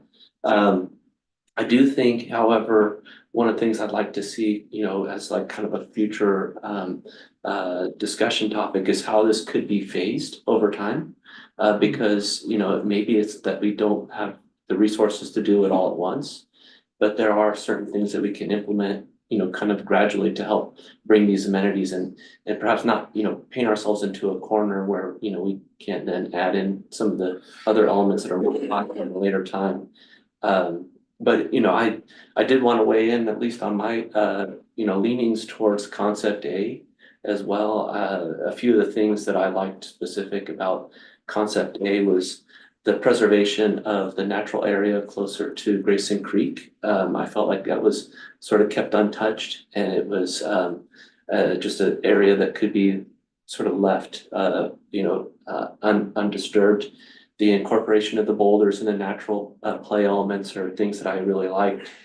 I also liked that it had, in my mind, a better circulation pattern, for getting access to the park and for maintenance considerations as well. Not having any entries off of Golf Club Road, because I know that's a very busy, corridor. So I'd just be concerned about, people, trying to make it entry into the park from that location. I think concept A has a, access that might be shared with the flood control district, so they can maybe utilize that area for maintenance to get in to the park. And then as Director Glover had said, having an element right front and center, that helps and interest in the park is, I think, a very key amenity that I would like to see in the future build out of this park. And as much utilization of the natural shade as possible for some of those picnic areas, take advantage of that. The location of the younger kids in an area where there's more shade available, they'll be there in the early mornings. So I felt that was very insightful to, make that as part of your design as well. Those are some of the highlights I guess I had. And then I know we're not really in control over some of the parking considerations, but I would just say that we do need to consider how maybe some of the handicap stalls could be assigned that would be where they could get access to the paths that take them in. So, you know, in our coordination with the other property owners, if some of those areas could be made available for handicap accessible vehicles to get easy entry into the park. So outside of that, that's kind of, you know, what I had to say, so. Thank you very much. I have a lot of the same comments that you've already heard, so I'm not going to repeat all those. I did also enjoy the comments from our public comment having to do with benches where people who might want to bird watch or sit there and read or just enjoy being outside in that particular area could enjoy the park in that way also. It's just seeing some of the play structures, and I know that that can change by the time we go from here to whenever things can happen in hopefully the near future. They're awesome. You know, what's available now for kids. I want to go climb some of those things. But, I don't think I'm supposed to do that. So at this point, I think you've heard our, oh, I'm sorry. Yeah, then I won't say that yet. Did you have another comment? Vice Chair Tran? I just wanted to Sure. a few, and I think I agree with a lot of the comments that have already been said as well too. I won't necessarily express a preference for either A or B. I do like bits and pieces of both of them, but I will express a few things that hopefully will be taken into consideration. I did like Winnie's comment of why the restroom had to be in the center. And so I would sort of leave it if that's the most opportune spot for it to be, but there are other spots around it, and this is necessary because this is where all the traffic is, and a building sort of sitting there that's may or may not be attractive is probably not the best thing, especially if you're going to have a nice signature play area of some sort distracting it. So having it in a different location might be helpful as well. I do like the idea of a signature play structure. All of the newer parks, or at least play areas, either in public spaces or in private commercial spaces, have some sort of signature thing. And so to have one, I think would be very nice to have. The kids always talk about, you know, their favorite play structures in different areas, and so they have that. I think it would be great. I also like the comment about the oak trees, and then that sort of whole area there. That's actually a question I didn't get to ask, is that a lot of elements in terms of putting the play structures really played off the existing elements, but we didn't really talk about sort of the creek and those types of things, and what types of elements could be sort of enhanced since there's a natural feature already at the park. That's a pretty prominent one. Why aren't we doing more to do that? So to have some sort of benches, tables, whatever it may be in that area to be able to contemplate or watch, I think it's probably very important to do. It's already a natural canopy. I come out there quite a bit as well too. My daughter's school is just down the street from there, so I'm there quite a bit. And then the new the tea place, Juno, is right nearby there, so I hang out there all the time.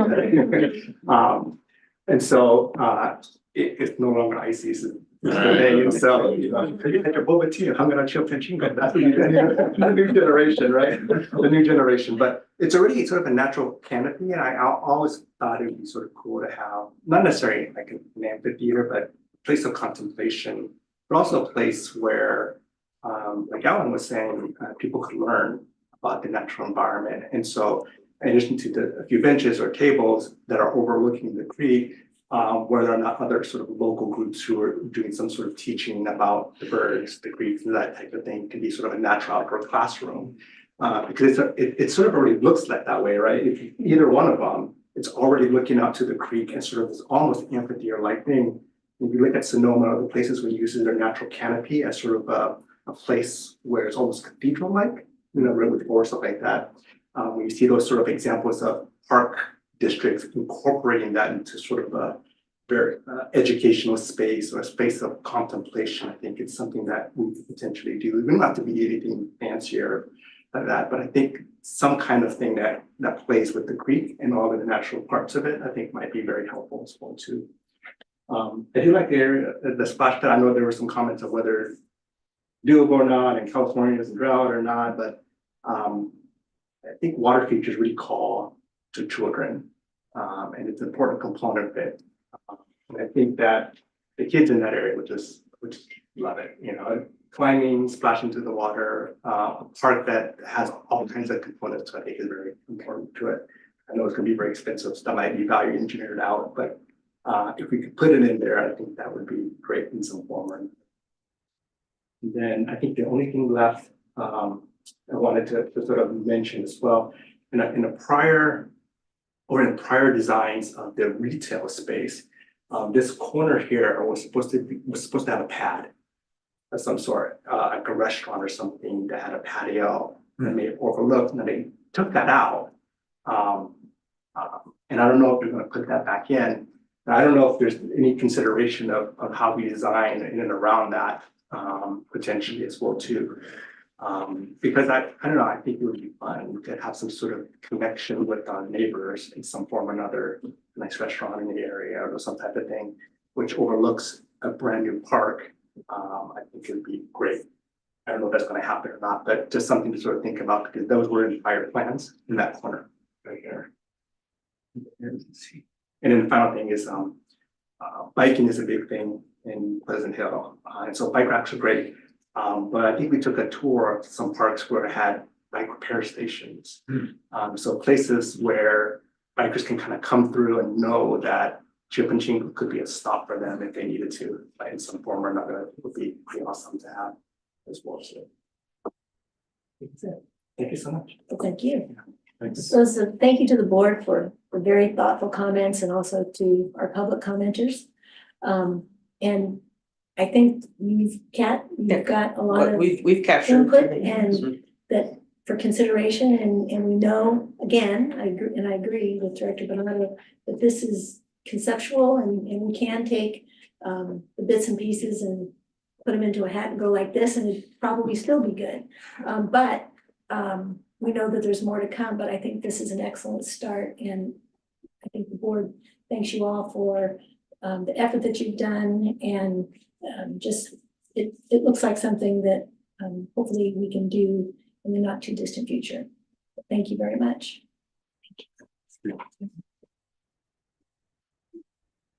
Thanks, guys.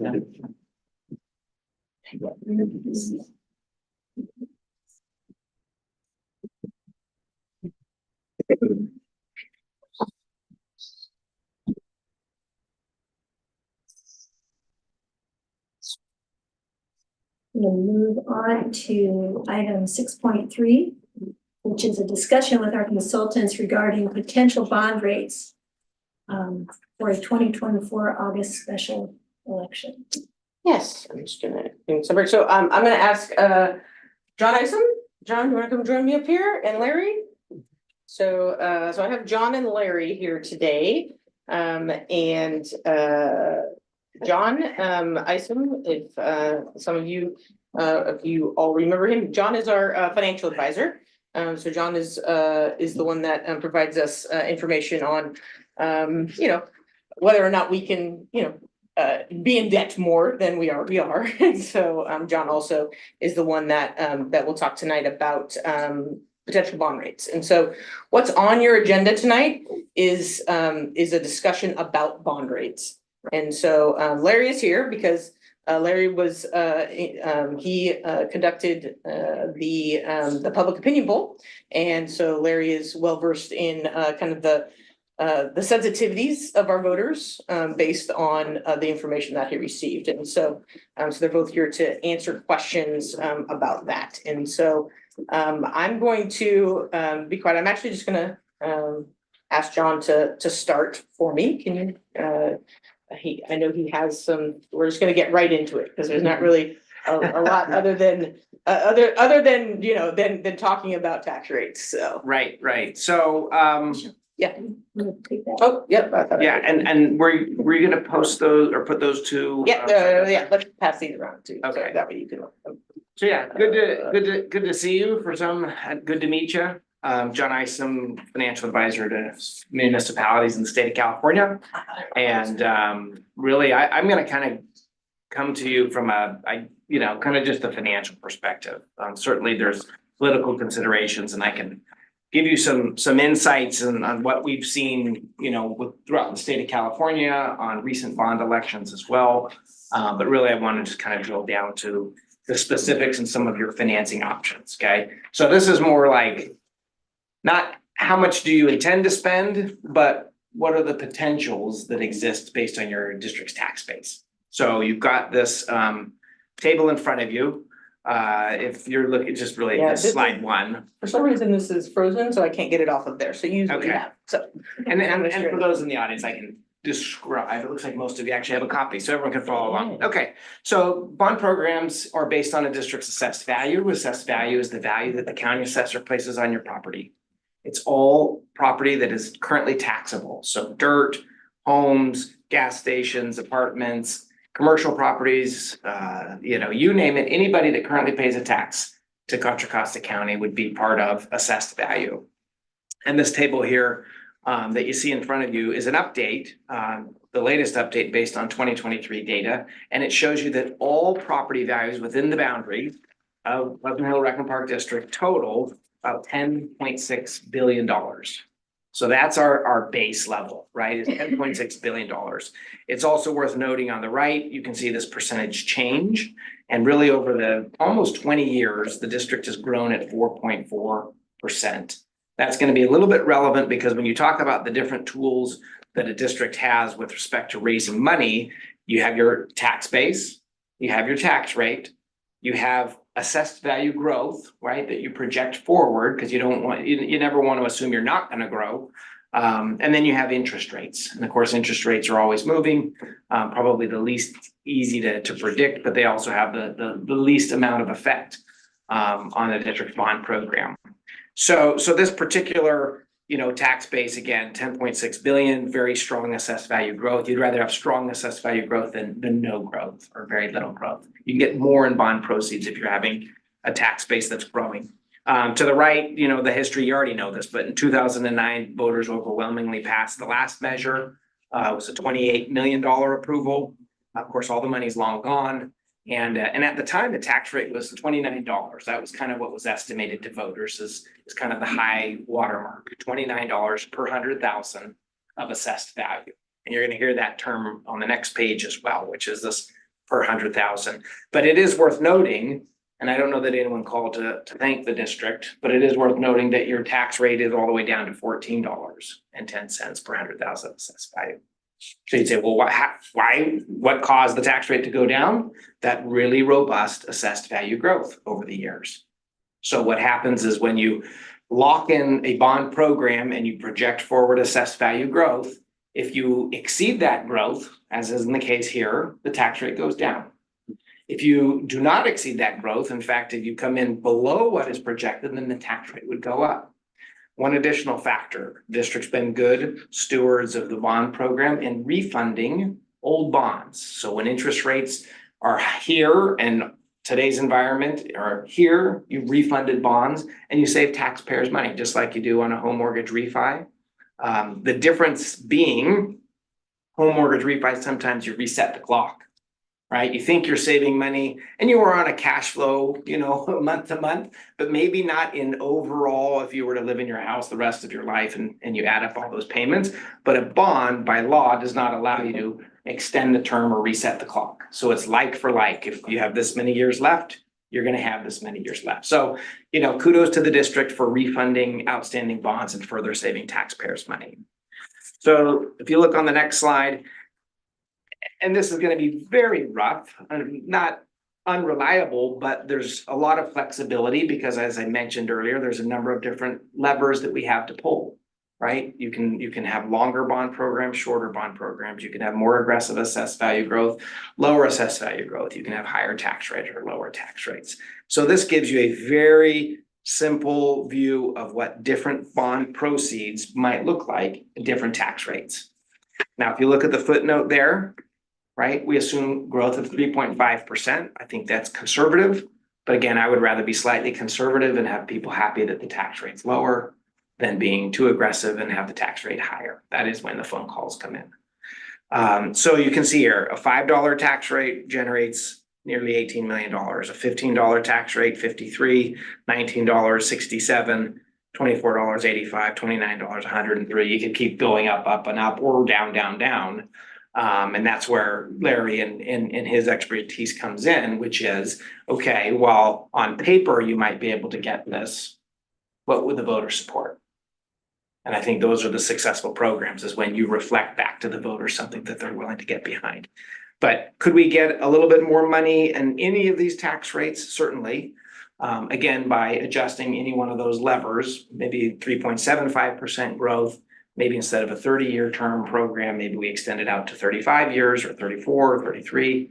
So there are ways to get additional dollars, but ultimately what we want to do is to finance a program that aligns with, ideally your master planning kind of concept for what kind of park and rec facility you want, but also takes into account your cash flow needs. You're not going to, at $19, you get $67 or $70 million. You're not going to take $70 million and spend it all in 3 years. Okay, that's one of the requirements of the IRS, is they want you to spend the money. So we work with the district also to kind of phase it and say, okay, we can get you $20 million right now or $25 million right now. 2 years later, let's come back and get you another 25 or 30. 2 years later, we can come back and get you another draw as well. So again, flexibility here, but this is a pretty darn good estimate of what you can count on based on the different tax rates. Last thing I'll say, and then if you got questions, certainly happy to take them, is this notion of the tax rate per 100,000 of assessed value, what that means. When a voter approves a tax measure, in this case, a general obligation bond measure, they essentially are adopting a 75-word paragraph, okay? And in that 75-word paragraph, there's a little bit of mention about projects, and then there's a bond amount. And then there's some disclosures about how much you might raise and how the tax rate might be, but none of those are binding except for the total bond amount. So you have this bond amount that is whatever it is, $67, $70 million. In the sample ballot, however, there's detailed project lists, right? We want to give people more information, but the state won't allow us to jam in more than 75 words. So, but we can still give that to them in the sample ballot. And there's also a document called the tax rate statement. And that gives the voters estimates of what the expected tax might be. So it says specifically what the tax rate's going to be in the first year, what the highest tax rate's going to be. If you elect to include, you can put in what the average tax rate is going to be. And then lastly, what's the total debt service, principal and interest. So we borrow 65 million, how much in interest am I going to pay, right? So that's all disclosed to the voters, and it's disclosed on a per $100,000 assessed value basis. Simply put, if you have a property, home, dirt, gas station or otherwise, that's assessed at $100,000 and the tax rate's $19, you're paying $19 a year or less than $2 a month. $500,000 assessed property, not market, not what you could sell it for, but what the county has assigned to it by way of an assessed value, then that multiplier is 5. You're looking at paying about $95 a year on a $500,000 piece of property. So we always encourage people, hey, check your assessed value, take a look at it. My mom's the poster child, been in her house for 50 years in Danville. Market value $2 million, assessed value $225,000. So she loves most bond measures. She's like, I get improved property values with these better schools, the better this, and I'm paying fraction, pennies on the dollar compared to everybody else. So that's an overview for you guys as far as the financial and the funding options relative to the bonds. Larry, did you want to talk about the tax sensitivity? Yeah, first off, I think John explains this in about as clear, simple, but throwaway, and I just want to acknowledge that. I think it's very clear. Thanks. We have to, there's a lot of complicating factors, but we have to make it clear to people to understand what they're voting on and stuff. And I think, John, you do a really good job on that. Thanks. I do want to say splash pad, by the way, in terms of polling, ranks near the bottom. Just laying that out for the public here. But that's further down the line. I mean, our job is to try to get you the maximum amount of money that we can possibly can within reason. We also have to do it in a way that is thoughtful in terms of how you want to spend it, because you're not going to get it all at once. You're not going to be given a pot of $68 million or whatever that is and just spend it. It's going to have to work within the plan. Now, obviously, we've done a lot of polling on this. And even though last time we did a measure here, we were at $29 per 100,000. I think because of assessed valuation going up for a lot of homes, that $29 is not doable. At least for what we consider in the poll now. We're looking at more somewhere under 20. What that is it 15, 16, 17, 18, 19? It's probably, we could probably go with any of those. You know, we're not gonna win it at 16 and lose it at 17. There's a lot of flexibility there. And then that number that we generate, John will have to do a little bit more analysis. Like if he's saying $15 here, we could get us 53. Well, maybe 15 could get us, depending on scheduling and stuff, maybe 60. We don't know.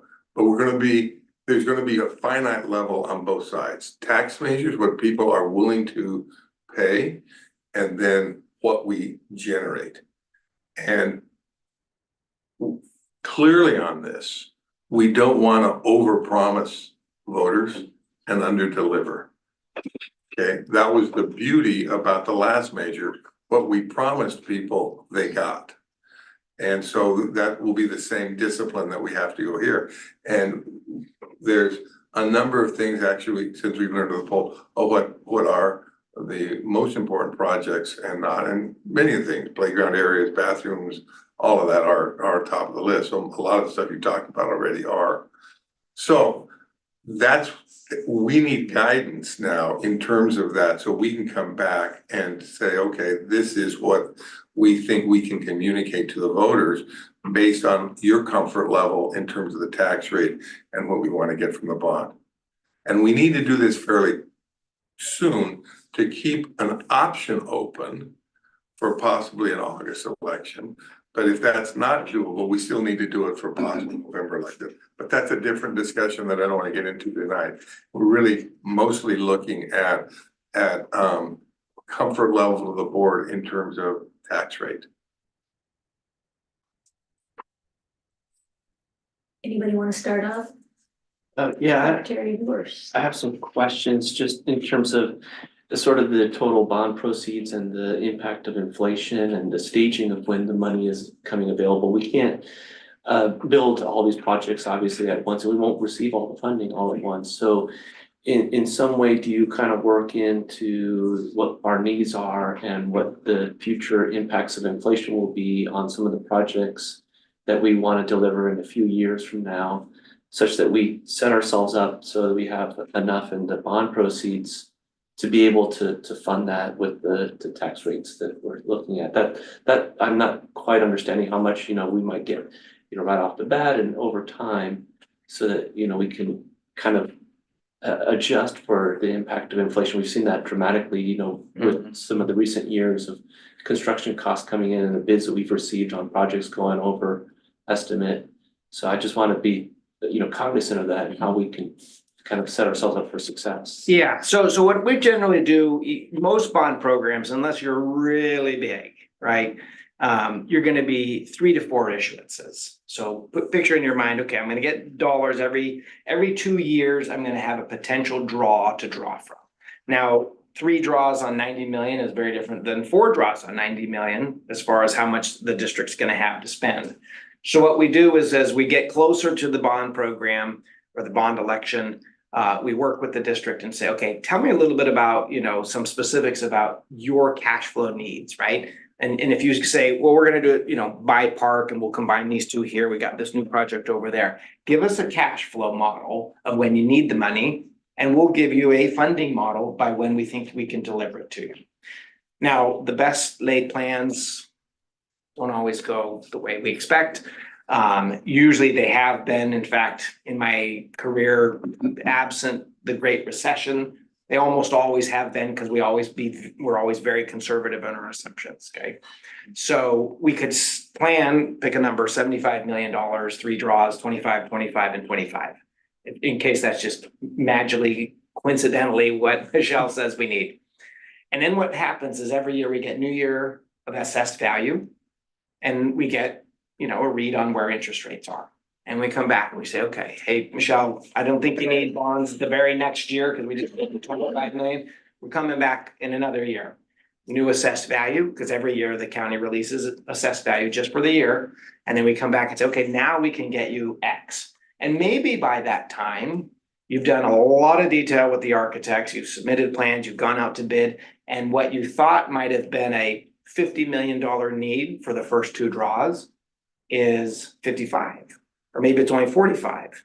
Because you're really not gonna know, to be honest, you're not gonna know how much you need on that first draw until you start to go out. So it's the second one that you try to thread the needle. So at that point in time, we have specifics, things have been out to bid, you guys have a really good sense of how much it's gonna cost. And we say, okay, based on assessed value, based on interest rates, we can deliver you that extra $5 million with no impact to the final sale, which will now be 20 million, right? Because we took 5 million from that. Or, okay, we can get you the extra 5 million, but that means we're gonna have to push off the last sale by a year. And you might say, hey, that's fine, right? Because $55 million worth of projects that are locked in, and we'll figure out how we're gonna spend that last draw. So as much as we like to think that we can plan it out and everything's gonna be perfect and we can account for inflation and things of that nature, it's a little bit of a, you know, intelligent guessing game on what do we think inflation is gonna be. Would say build that into your assumption. So when you tell me 25 million in 5 years, that's probably 19 million in today's dollars, or whatever you guys are assuming by way of inflation. So those all kind of get built in. At the end of the day, and I appreciate what Larry said, he made the comment says that voters care most about what you do with the money and delivering on projects. And I can promise you, you know, if there's ever a criticism, it's you didn't get me whatever project you said you were gonna do. And you rarely get the, oh, the tax rate is 50 cents above what you said it was gonna be, right? People, that doesn't move the needle for people's lives, $1 here, $1 there, but it's, I was counting on the sand volleyball court, or I was counting on the, you know, splash pad or whatever. So I try to get districts really the most that I think is comfortably possible in maxing that out. Because if I said $19 at 67 million, but if I have a fourth bond sale, I can get you $19 at 78 million. It's still $19 for the taxpayer. Maybe it's an extra 2 years, but boy, you're getting an extra $8 million or $9 million. That's way more valuable to you, and I would say to the community, than saying, oh, well, it was gonna be a 32-year bond program, and now I extended it to 34. Right? So that's kind of our philosophy. We try to stretch as much as we can within reason, but there is this every year give and take. What's assessed value? What are interest rates? What are your cash flow needs? I'd also add to that in all the, I don't know if this has been your experience, John, but in my experience with all the bond measures we've done, there's less concern about the total amount unless it gets stratospherically big. And it's more concerned about the tax rate. So we don't necessarily have to hit that number. That's a different way of saying what John just said, is that 67, maybe 73 or 74 or whatever, it's more the tax rate of what people are paying is where the real look is. How much is this gonna cost me? It's John's mother saying, okay, my house is assessed at $200,000. I'm gonna pay this amount. So that's the number that we gotta be very careful on. The other one, unless it gets stratified, and there is a downside because you had a losing effort fairly recently that was a certain amount of money. People are gonna say, well, you're asking for more than you are, and we just have to have an answer for that. If that's the case. But in terms of, the thinking ought to be the tax rate as opposed to the total amount of the bond. It'll come, and we'll just have to live with that. Our previous amount, the tax rate was higher. It was. Same amount of money. Without question. Well, that's why I just was starting with the total amount, because that's what you had said was the only thing that was really locked in. You know. Right. I'd also say that the ballot language is a lot more difficult nowadays than it was when we did the first bond years ago. I mean, there's, you know, the state has required a whole bunch of crappy language in it. So you can't really describe all the projects that you want to do, because your 75 words are now taken up with about 40 words the state wants you to say, which some are irrelevant in terms of how much this could generate per year, but it's the law. So it's not quite as good as it was before. I'd also say that I have done an early draft on language and resolution and all of that John was referring to. That once you all make the decision, we can modify and get moving. Any other comments from the board? Question. Questions? Thank you. Well, I have another question, just following off on that, how much you can earn. I don't know if there's strategies in which you talk with people who are voting on this about, what it would entail in terms of increased valuation for their assessed value. Like they benefit obviously from the amenities that are created, from these types of projects. And the district does end up putting in facilities that could potentially earn revenue and things of that nature to help pay for those facilities in the long run. So is there tactics or strategies that you might? It's hard because everybody pays a differing amount. Well, not everybody pays a differing amount, but everybody's calculation is a little bit different and the ability to pay is a little bit different. So you don't want to get overly detailed or make it too complex in terms of what that is. You need to be able to state clearly what it is. And then people have to figure out the math. Now, it's important, as John said, this is not value of the property. It's what it's assessed at, which is always lower, and people always get confused about that. But you just have to take that step by step. But we are confident that with the right campaign and the proper projects and the right tax measures, the public will support this. We're not going into this feeling pessimistic. We're going into this feeling pretty optimistic that we all do our jobs correctly. And part of it has to do with the fact that you've done a good job providing park and recreation facilities for the community. So we're building on a good reputation. But I think we've got to be smart now, and this is the time to do it in terms of the tax rate. And maybe John and I can come up with some additional detail, but that's where we are. Director Bernard. So it seems to me that we are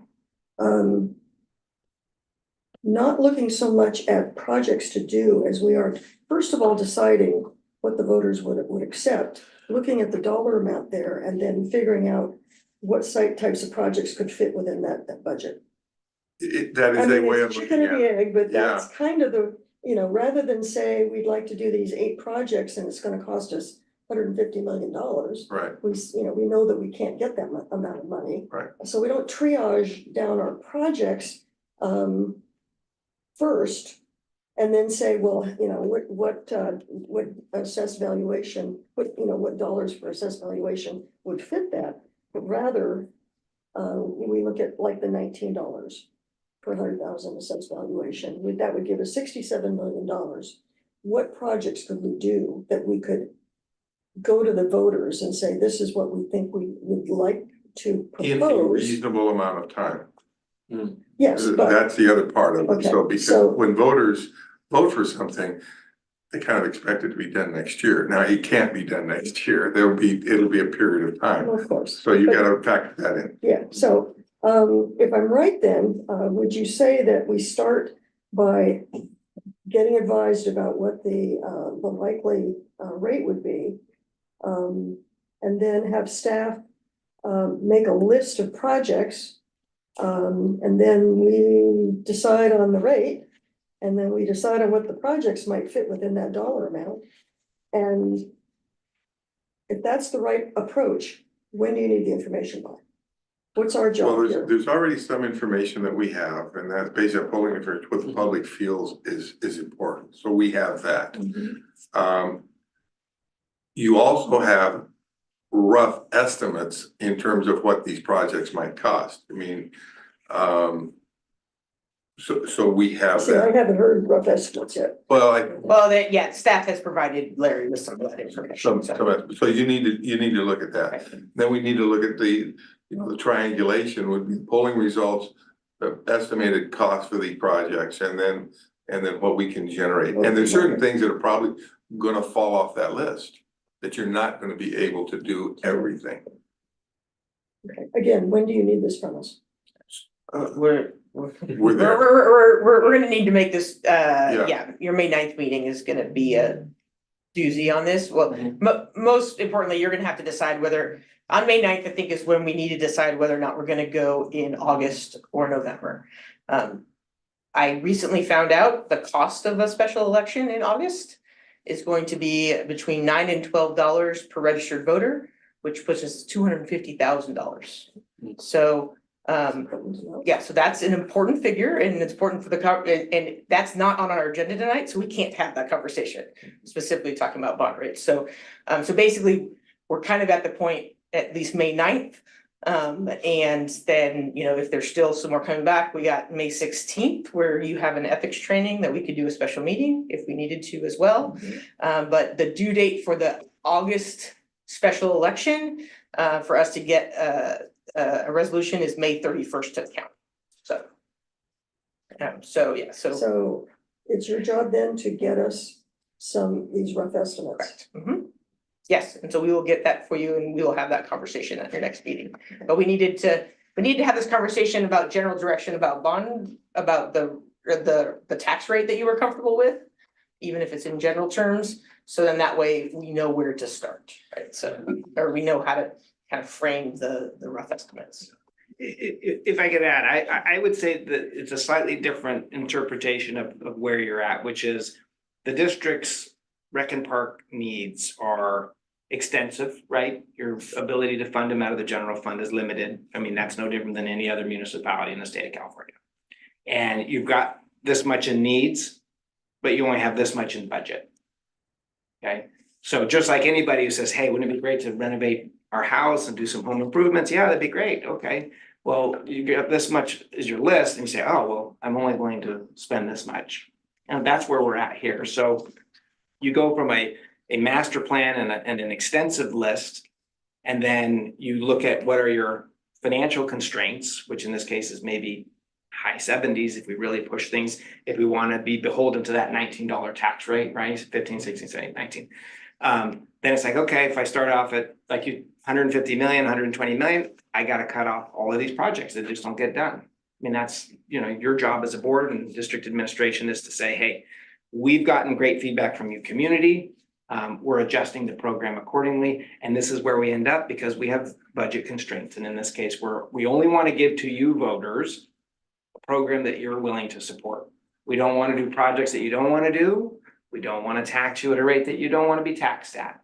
But we do want to give you what you want us to do. And that's really over the course of the last several years and more recently months that exercise has been undertaken. So I think it's, yeah, you gotta have to have that list. You're gonna have to compare it to the possible proceeds, and you're gonna have to say, okay, which one of those things does not get done? Because we are gonna be limited, at least politically speaking, from the feedback from the voters. Any questions and before we come back for other comments? Maybe this is to Larry, because I appreciate, John, how you just said that, because that was kind of my thing. I mean, I think our need well exceeds what anything on, so to me, it's more of what is the realistic, voter, appetite, where's this number again? Because to me, just looking at it, I think we landed 19 or, something like that. I don't think there's a paint throughout trying to drink. I don't have to. John will answer for me. I'm on cool getting you some water. A pain threshold beyond that, because once you start getting into those higher numbers, I think the voters start tailing off in their support for, what they're willing to pay. And so to me, that's the, that would be the number just throwing out there. I wouldn't go beyond that. But then the question is, is it 18? Is it 17? Is it, I think what our threshold ought to be 20. I don't think we should go beyond 20. 20's not bad, because it's easy math for people. It's easier than 19. Tim, our poller, would recommend lower. I've always been more aggressive. I'm also very much aware of all the needs that you have beyond the park. Pool and sports field and stuff, so. I think we should come back and look at what we could generate 18, 19, 20. I think John could do that fairly easily, and then be able to make some decisions. And I'm gonna also then run these again by Tim, who is our pollster and very much aware of where support drops off. But I also will say that no tax rate we come up to is an automatic win. Anything that requires 2/3 elections, anything can go wrong, and often does. So it demands a perfect campaign and a perfect effort to be able to do it, whether it's August or whether it's November or some other time. Yeah, we had a hospital bond just pass, 2/3, 115 million in Monterey area. We had a Carmichael Rec and Park District pass in Sacramento area. One was, the hospital was $29, the Rec and Park was $19. And we had an ambulance, I guess it's a healthcare district, but really it was just for an ambulance that failed at $9.95. So to Larry's point, just because the tax rate's a little bit lower, usually is not enough to, buy people's votes. They're gonna vote because A, I love the district, right? And people do love the district. B, I like the projects you're proposing. And C, I'm willing to pay the tax rate. One interesting little sidebar, I just was noting the tax rate that's current and potentially proposed. If you went at a 19 or even a $20 tax rate, it's less than $5 higher than what was approved in the last election. So that $29, everyone was fine with $29. Even at a 19 or 20, you're gonna be at maybe 33 or 34. So not like I remember it differently. I remember it being $19, 100,000 assessed valuation, and we had $27 million generated from it. Is that wrong? It was 29, yeah. Was it 20? No, no. Yeah, I don't know. And the interesting thing about all this is nobody really remembers. And There's that, yeah. which is, once you get it, nobody is doing that, and that's why it can go up a little bit and no one really complains about it. It can go down a lot and you get no benefit from it in terms of saying you save taxpayer dollars. So it's important at the time you do the election. I'll also say that one of the things we have to do, there are clearly some projects voters are not wanting you to spend money on. Should we generate? And we need to be thoughtful about that. Any other?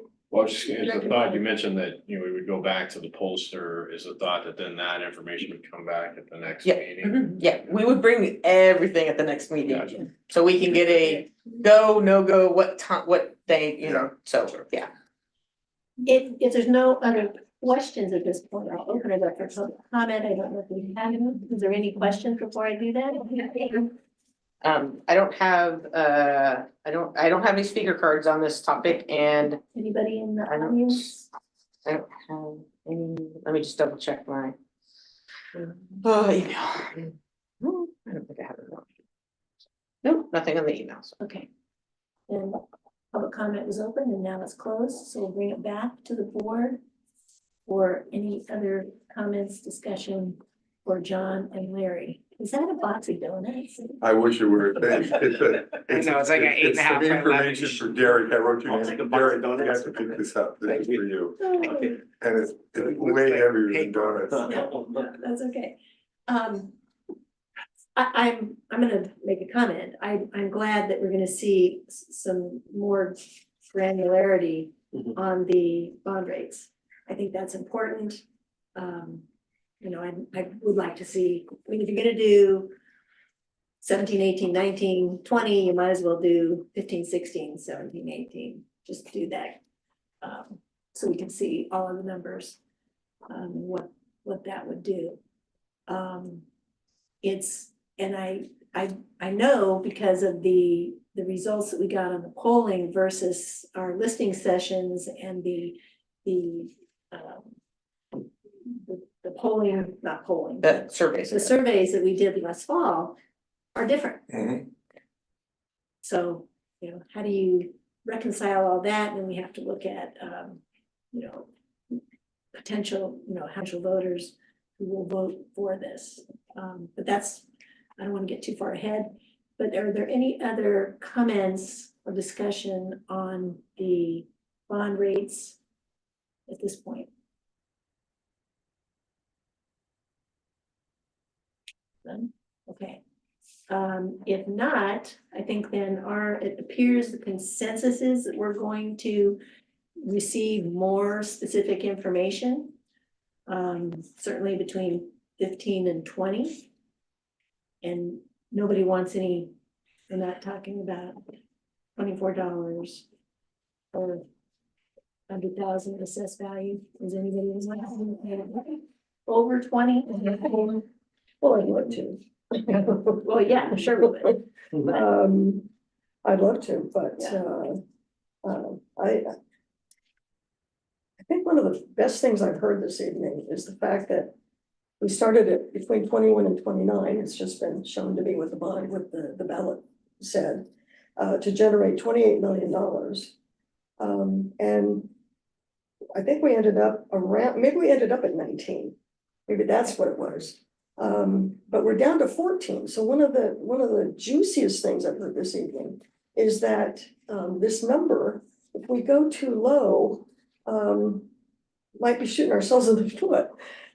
If we had a way to pitch the fact that we have been so successful both through, you know, reframing our bonds and the way the assessed valuation has been shared throughout the district by things. If we had a way to market that, I think we could go higher, and I would love to do it, but I don't know how we go about marketing. We've got to be specific of what they're buying. They're just not giving you a blank check. I mean, there are certain things that we know. I guess it's the history. It's Yeah, it's- trust us, because we've done this before and we Yeah, built but beautiful again, it's- buildings and look what happened. Yeah. I think what we've got to do is look at the various projects that you want to do. You have more, in fact, you have more detail now than we had 6 months ago in terms of this park. But take a look at that and then say, okay, what can we reasonably do here in the next 10 years? Okay. And then what are those projects that we can do? What's going to be the cost of those? And then we go from there. I will say someone wise on this board said something that had never occurred to me. That I've always been a swing for the fences kind of person, you know. If we need 150 million, let's go for 150 million, because let's do it all. Or at least let's do the biggest projects, the ones that we really need the most. But someone on this board said, well, we can go out again in another, 10 years or so for another tranche of all of this. And that had never occurred to me. So we're being advised that we can't go too high or we'll lose support. Weighed against or warring against the love that I would have to have these bigger numbers of dollars, but worrying that the public won't support it, and comforted by the fact that this isn't the end of the game. So yeah, as much as I'd love to go 24, I don't think it's wise. Yeah. Especially if ACA 1 passes in November. That will reduce our threshold from 2/3 to 55%. Let me ask you some questions about that, though. I have read that there are other measures as well that are going to complicate that. We need to, they are, and we just need to evaluate things after that election is over. Yeah. I think that people planning to do one later because they It's think not that that's not simple, that, yeah. is not Yeah. that. Yeah, no, I mean, and we don't have any polling on it. There's no guarantee that it's gonna pass. And so, yeah, there are a lot of, but I mean, the state is putting its full weight behind it. So, But yeah, so that is, Now, if we pass this at 66.7%, win by a few votes, we'll think we were the smartest people in the world. If we pass this at 75% or 80%, we'll have the conversation, we could have gone for more. But maybe we were smart in sizing it right, and that's why we got the higher percentage. John and I could both talk for hours about the difficulty of 2/3 elections and how many elections we lost by great support from the public and getting into the 60s, and you feel like you got in the 20s. It's just the way it is. So we gotta be, yeah. right, Bobby? So we need to be thoughtful about that, but I think we're in a good place. We've gotten a lot of community input. Your staff has done a good job looking at the various projects. We've got good polling information. We have a lot of the elements together to be able to make the decisions, and so I think your message to us now is, okay, tell us how much we can get and what projects might be included in this. You can do that. Oh, and what sticks out to me too, as part of this discussion was, what can we realistically deliver in a reasonable time frame? I mean, yeah, I'd like to shoot for the fences as well and get, that, but, let's be realistic about the number of projects that we can actually do that the people will realize that can be done. Even if they are major projects, it's gonna take 5 years to get the pool redone. Well, the pool will be, but we have shovel-ready projects. There are, The park is shovel-ready, so. Yeah, something like this. I mean, not this park, but Those are like easy wins, the one on Oak Park, the library park is. That one too. That one's shovel-ready, so. So, I do think there's a place to start, Yeah. but there's gonna be some of the projects we wanna say, yeah, like, we're committed to doing these in this amount of time.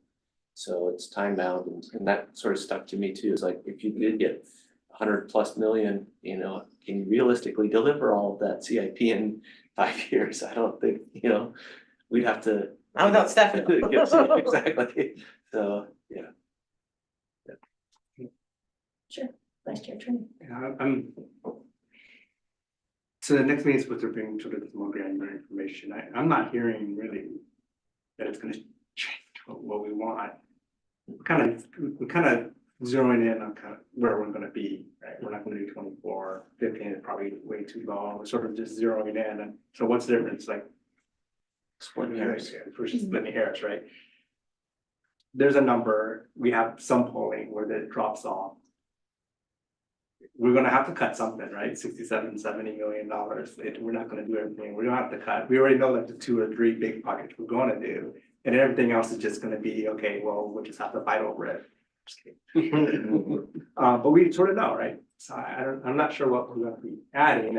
I think we're kind of there, right? 19, 20 or whatever, I think we do have a general consensus that if the advice given to us is 19 or 20, from what Larry said, your inclination is to go for 20.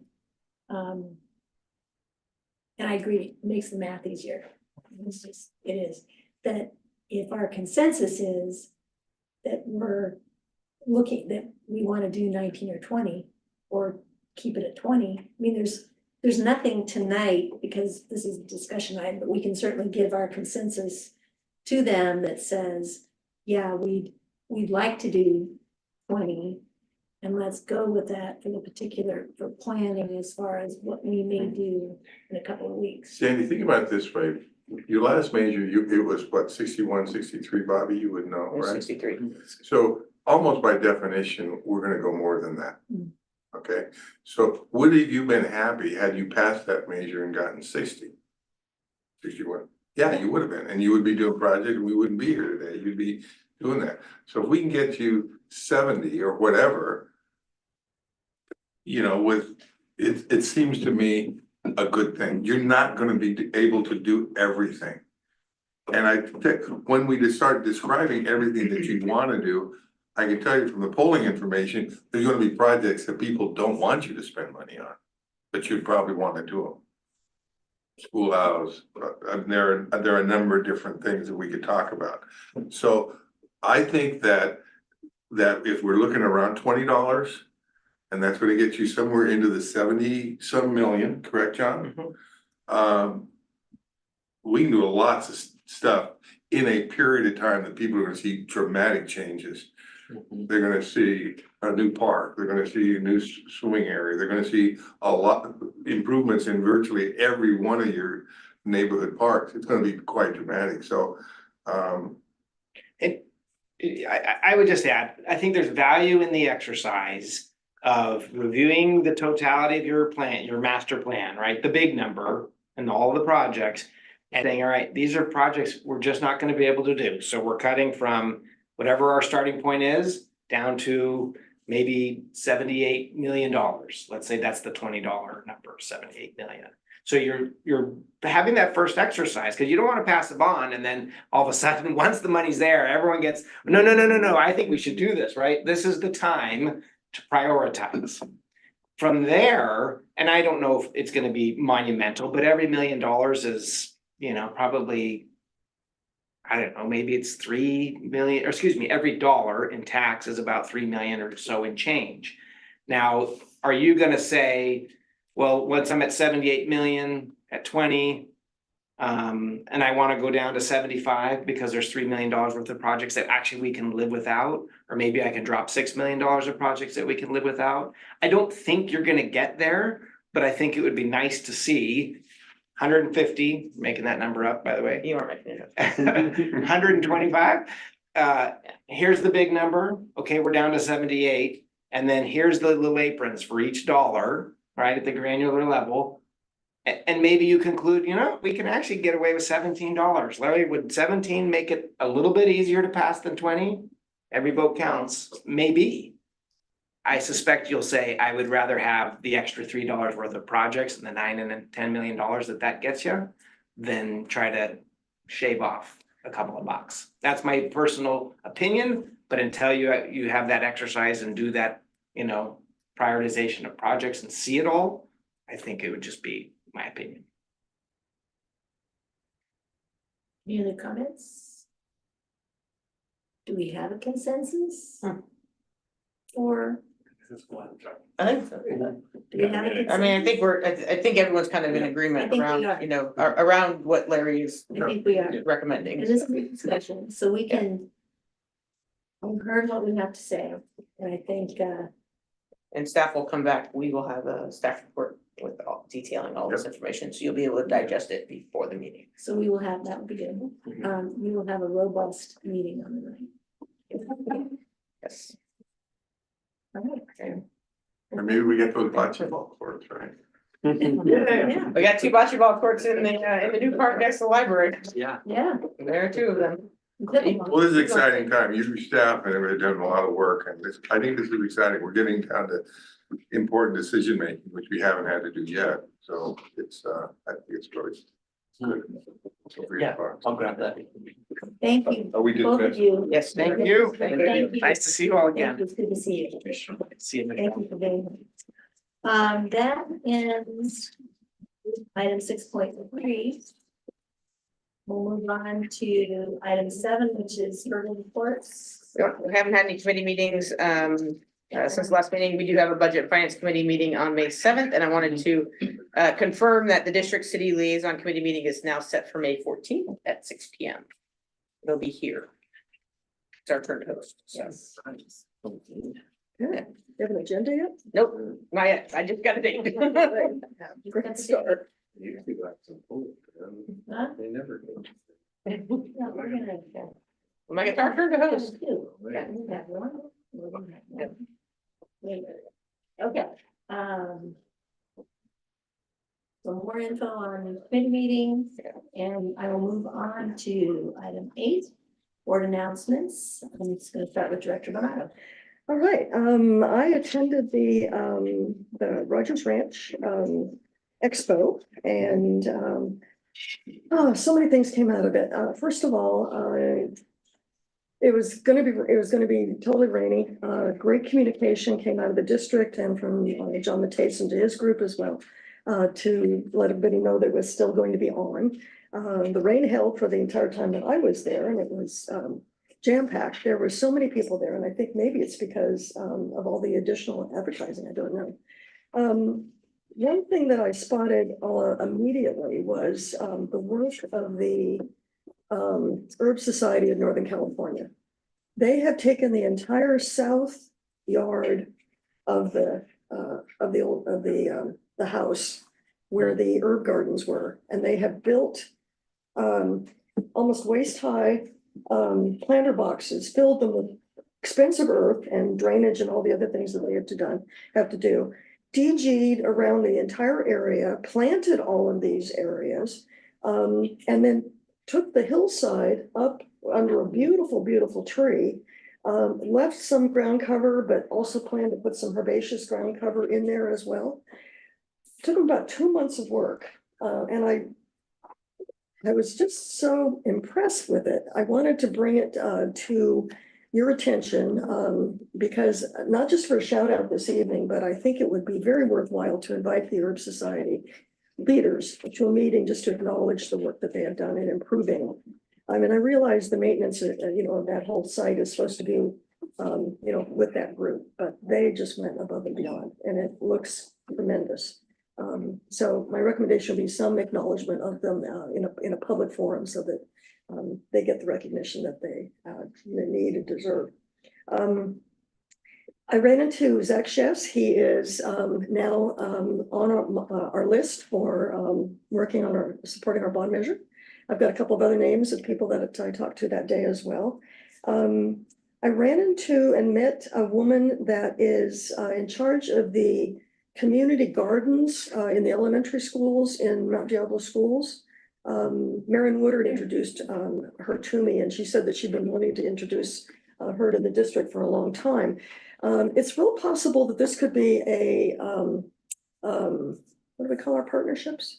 A co-sponsor group of some kind, just because of what they do, the educational aspect of what they do, the organization that they do, and it's so in theme with what happens out at the urban farm that anyway, it might be a great partnership, or certainly some support that we could give to the organization, and through their organization support the schools as well. So Michelle, I lost her business card, so I need to call Marion Woodard. I looked high and low before I came tonight.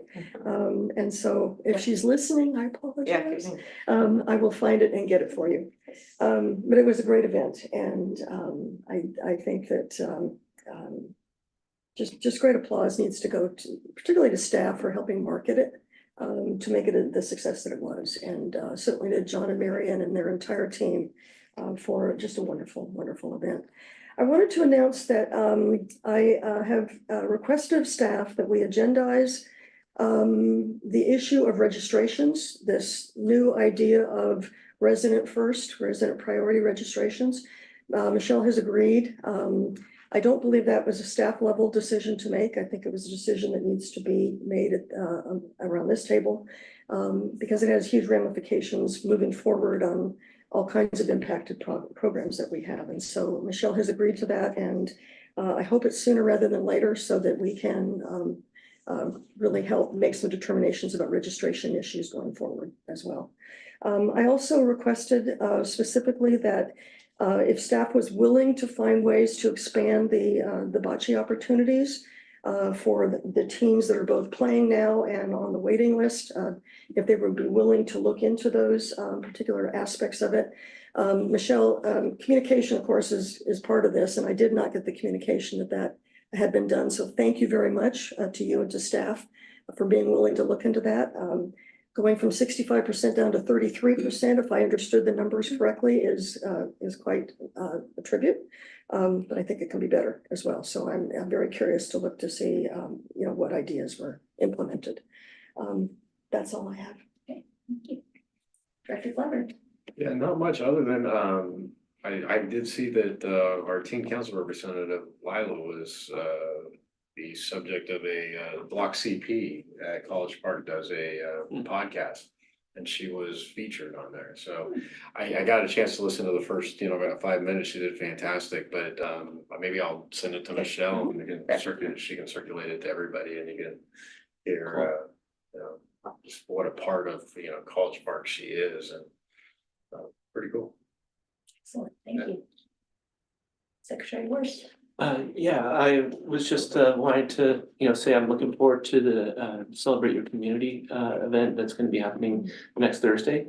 I hope to see many of you there. We've got some excellent raffle prizes that we'll be having as part of the event and overall recognition for the grant recipients of the past little over a year since it's been about a year and a half since we hosted it last time. So yeah, and then obviously the recognition of the recipients of the Oliver Holmes Award is also something that we'll be doing. So yeah, I'm just hopeful that I'll see many of you there. Vice Chair Tran. Thank you. I hope to be there. I did RSVP, so thank you for that. If there's been sort of part of Older Americans Month next month, so the Commission on Aging is doing a series of programs, one of which they're partnering with the police as well as the city on safety, security, and scams. So May 23rd, if anybody's interested, usually a very popular program. So invite those who are interested in participating to go ahead and do so. That's actually it. We don't have much. So something like that. That's three. No, thank you. I will not be able to attend because I will be in Washington DC all next week, so I usually go to that event. And when we were on the 4th of July Commission, we were the recipients of some of the funds there. And it's a nice event, and it's a nice event to meet other people that have benefited from that particular group. And congratulations to Ryan on his well-deserved award. I also went to the Spring Expo. I was there about 10:30, and I know from previous experience to drive up that just because you see all the cars down at the bottom, you can still drive up all the way. And the nice thing was, the other in the group that I do want to thank, because I think it was a lot easier, especially with it was cooler weather, and not raining then, was the parking from the Gregory Gardens Community Group who were there. Pulled up, and there was one spot left in the little lot, and I thought, oh shoot, and because they were having everybody turn around if they couldn't park there, and then directing them down the street. But then somebody who had parked parallel to the curb was leaving, which opened up 3 head-in spaces. So we got one of those, but that was nice. They did a great job keeping things moving where people could drop off if they needed somebody who didn't really want to walk up the hill. It was super crowded that early. I agree with, everything that was there, whether it was the Herb Society and all the other groups with the plants and John and Marion and the staff that was there. Jen Thoitz was there, Liz Harrison was there. It was just an excellent event, and it's one that, they have the one in the spring, and then they have the fall one. But this one, I'm hoping that when we get back, that the squirrels haven't uprooted my plants that I got from there. But it's just, for the weather that was there, it did not deter anybody. People were coming in the whole time, and I think they did luck out, and it ended at 2, I think. Something like that, or was it 4? I left 12:30 or so. Yeah, I think it's 2. 2 o'clock, I think, was the end, and it was, they just did a wonderful job. And it was, so they do deserve, with staff and also the group with the Urban Ranch, need to have, just our thanks to them for the great job that they did for that event. I don't have anything else. We've got a meeting in 2 weeks. We don't have a gap. But I've already let Michelle know that if there's, I need to review anything before the agenda, that I'm certainly able to do that, since we know they have Wi-Fi in Washington DC, so not a problem there. But other than that, we've all commented. This has been a longer than normal meeting. I think we had some good discussions, and I will end this meeting and adjourn at 9:28 p.m. Thank you all. Hey, Bobby, what was the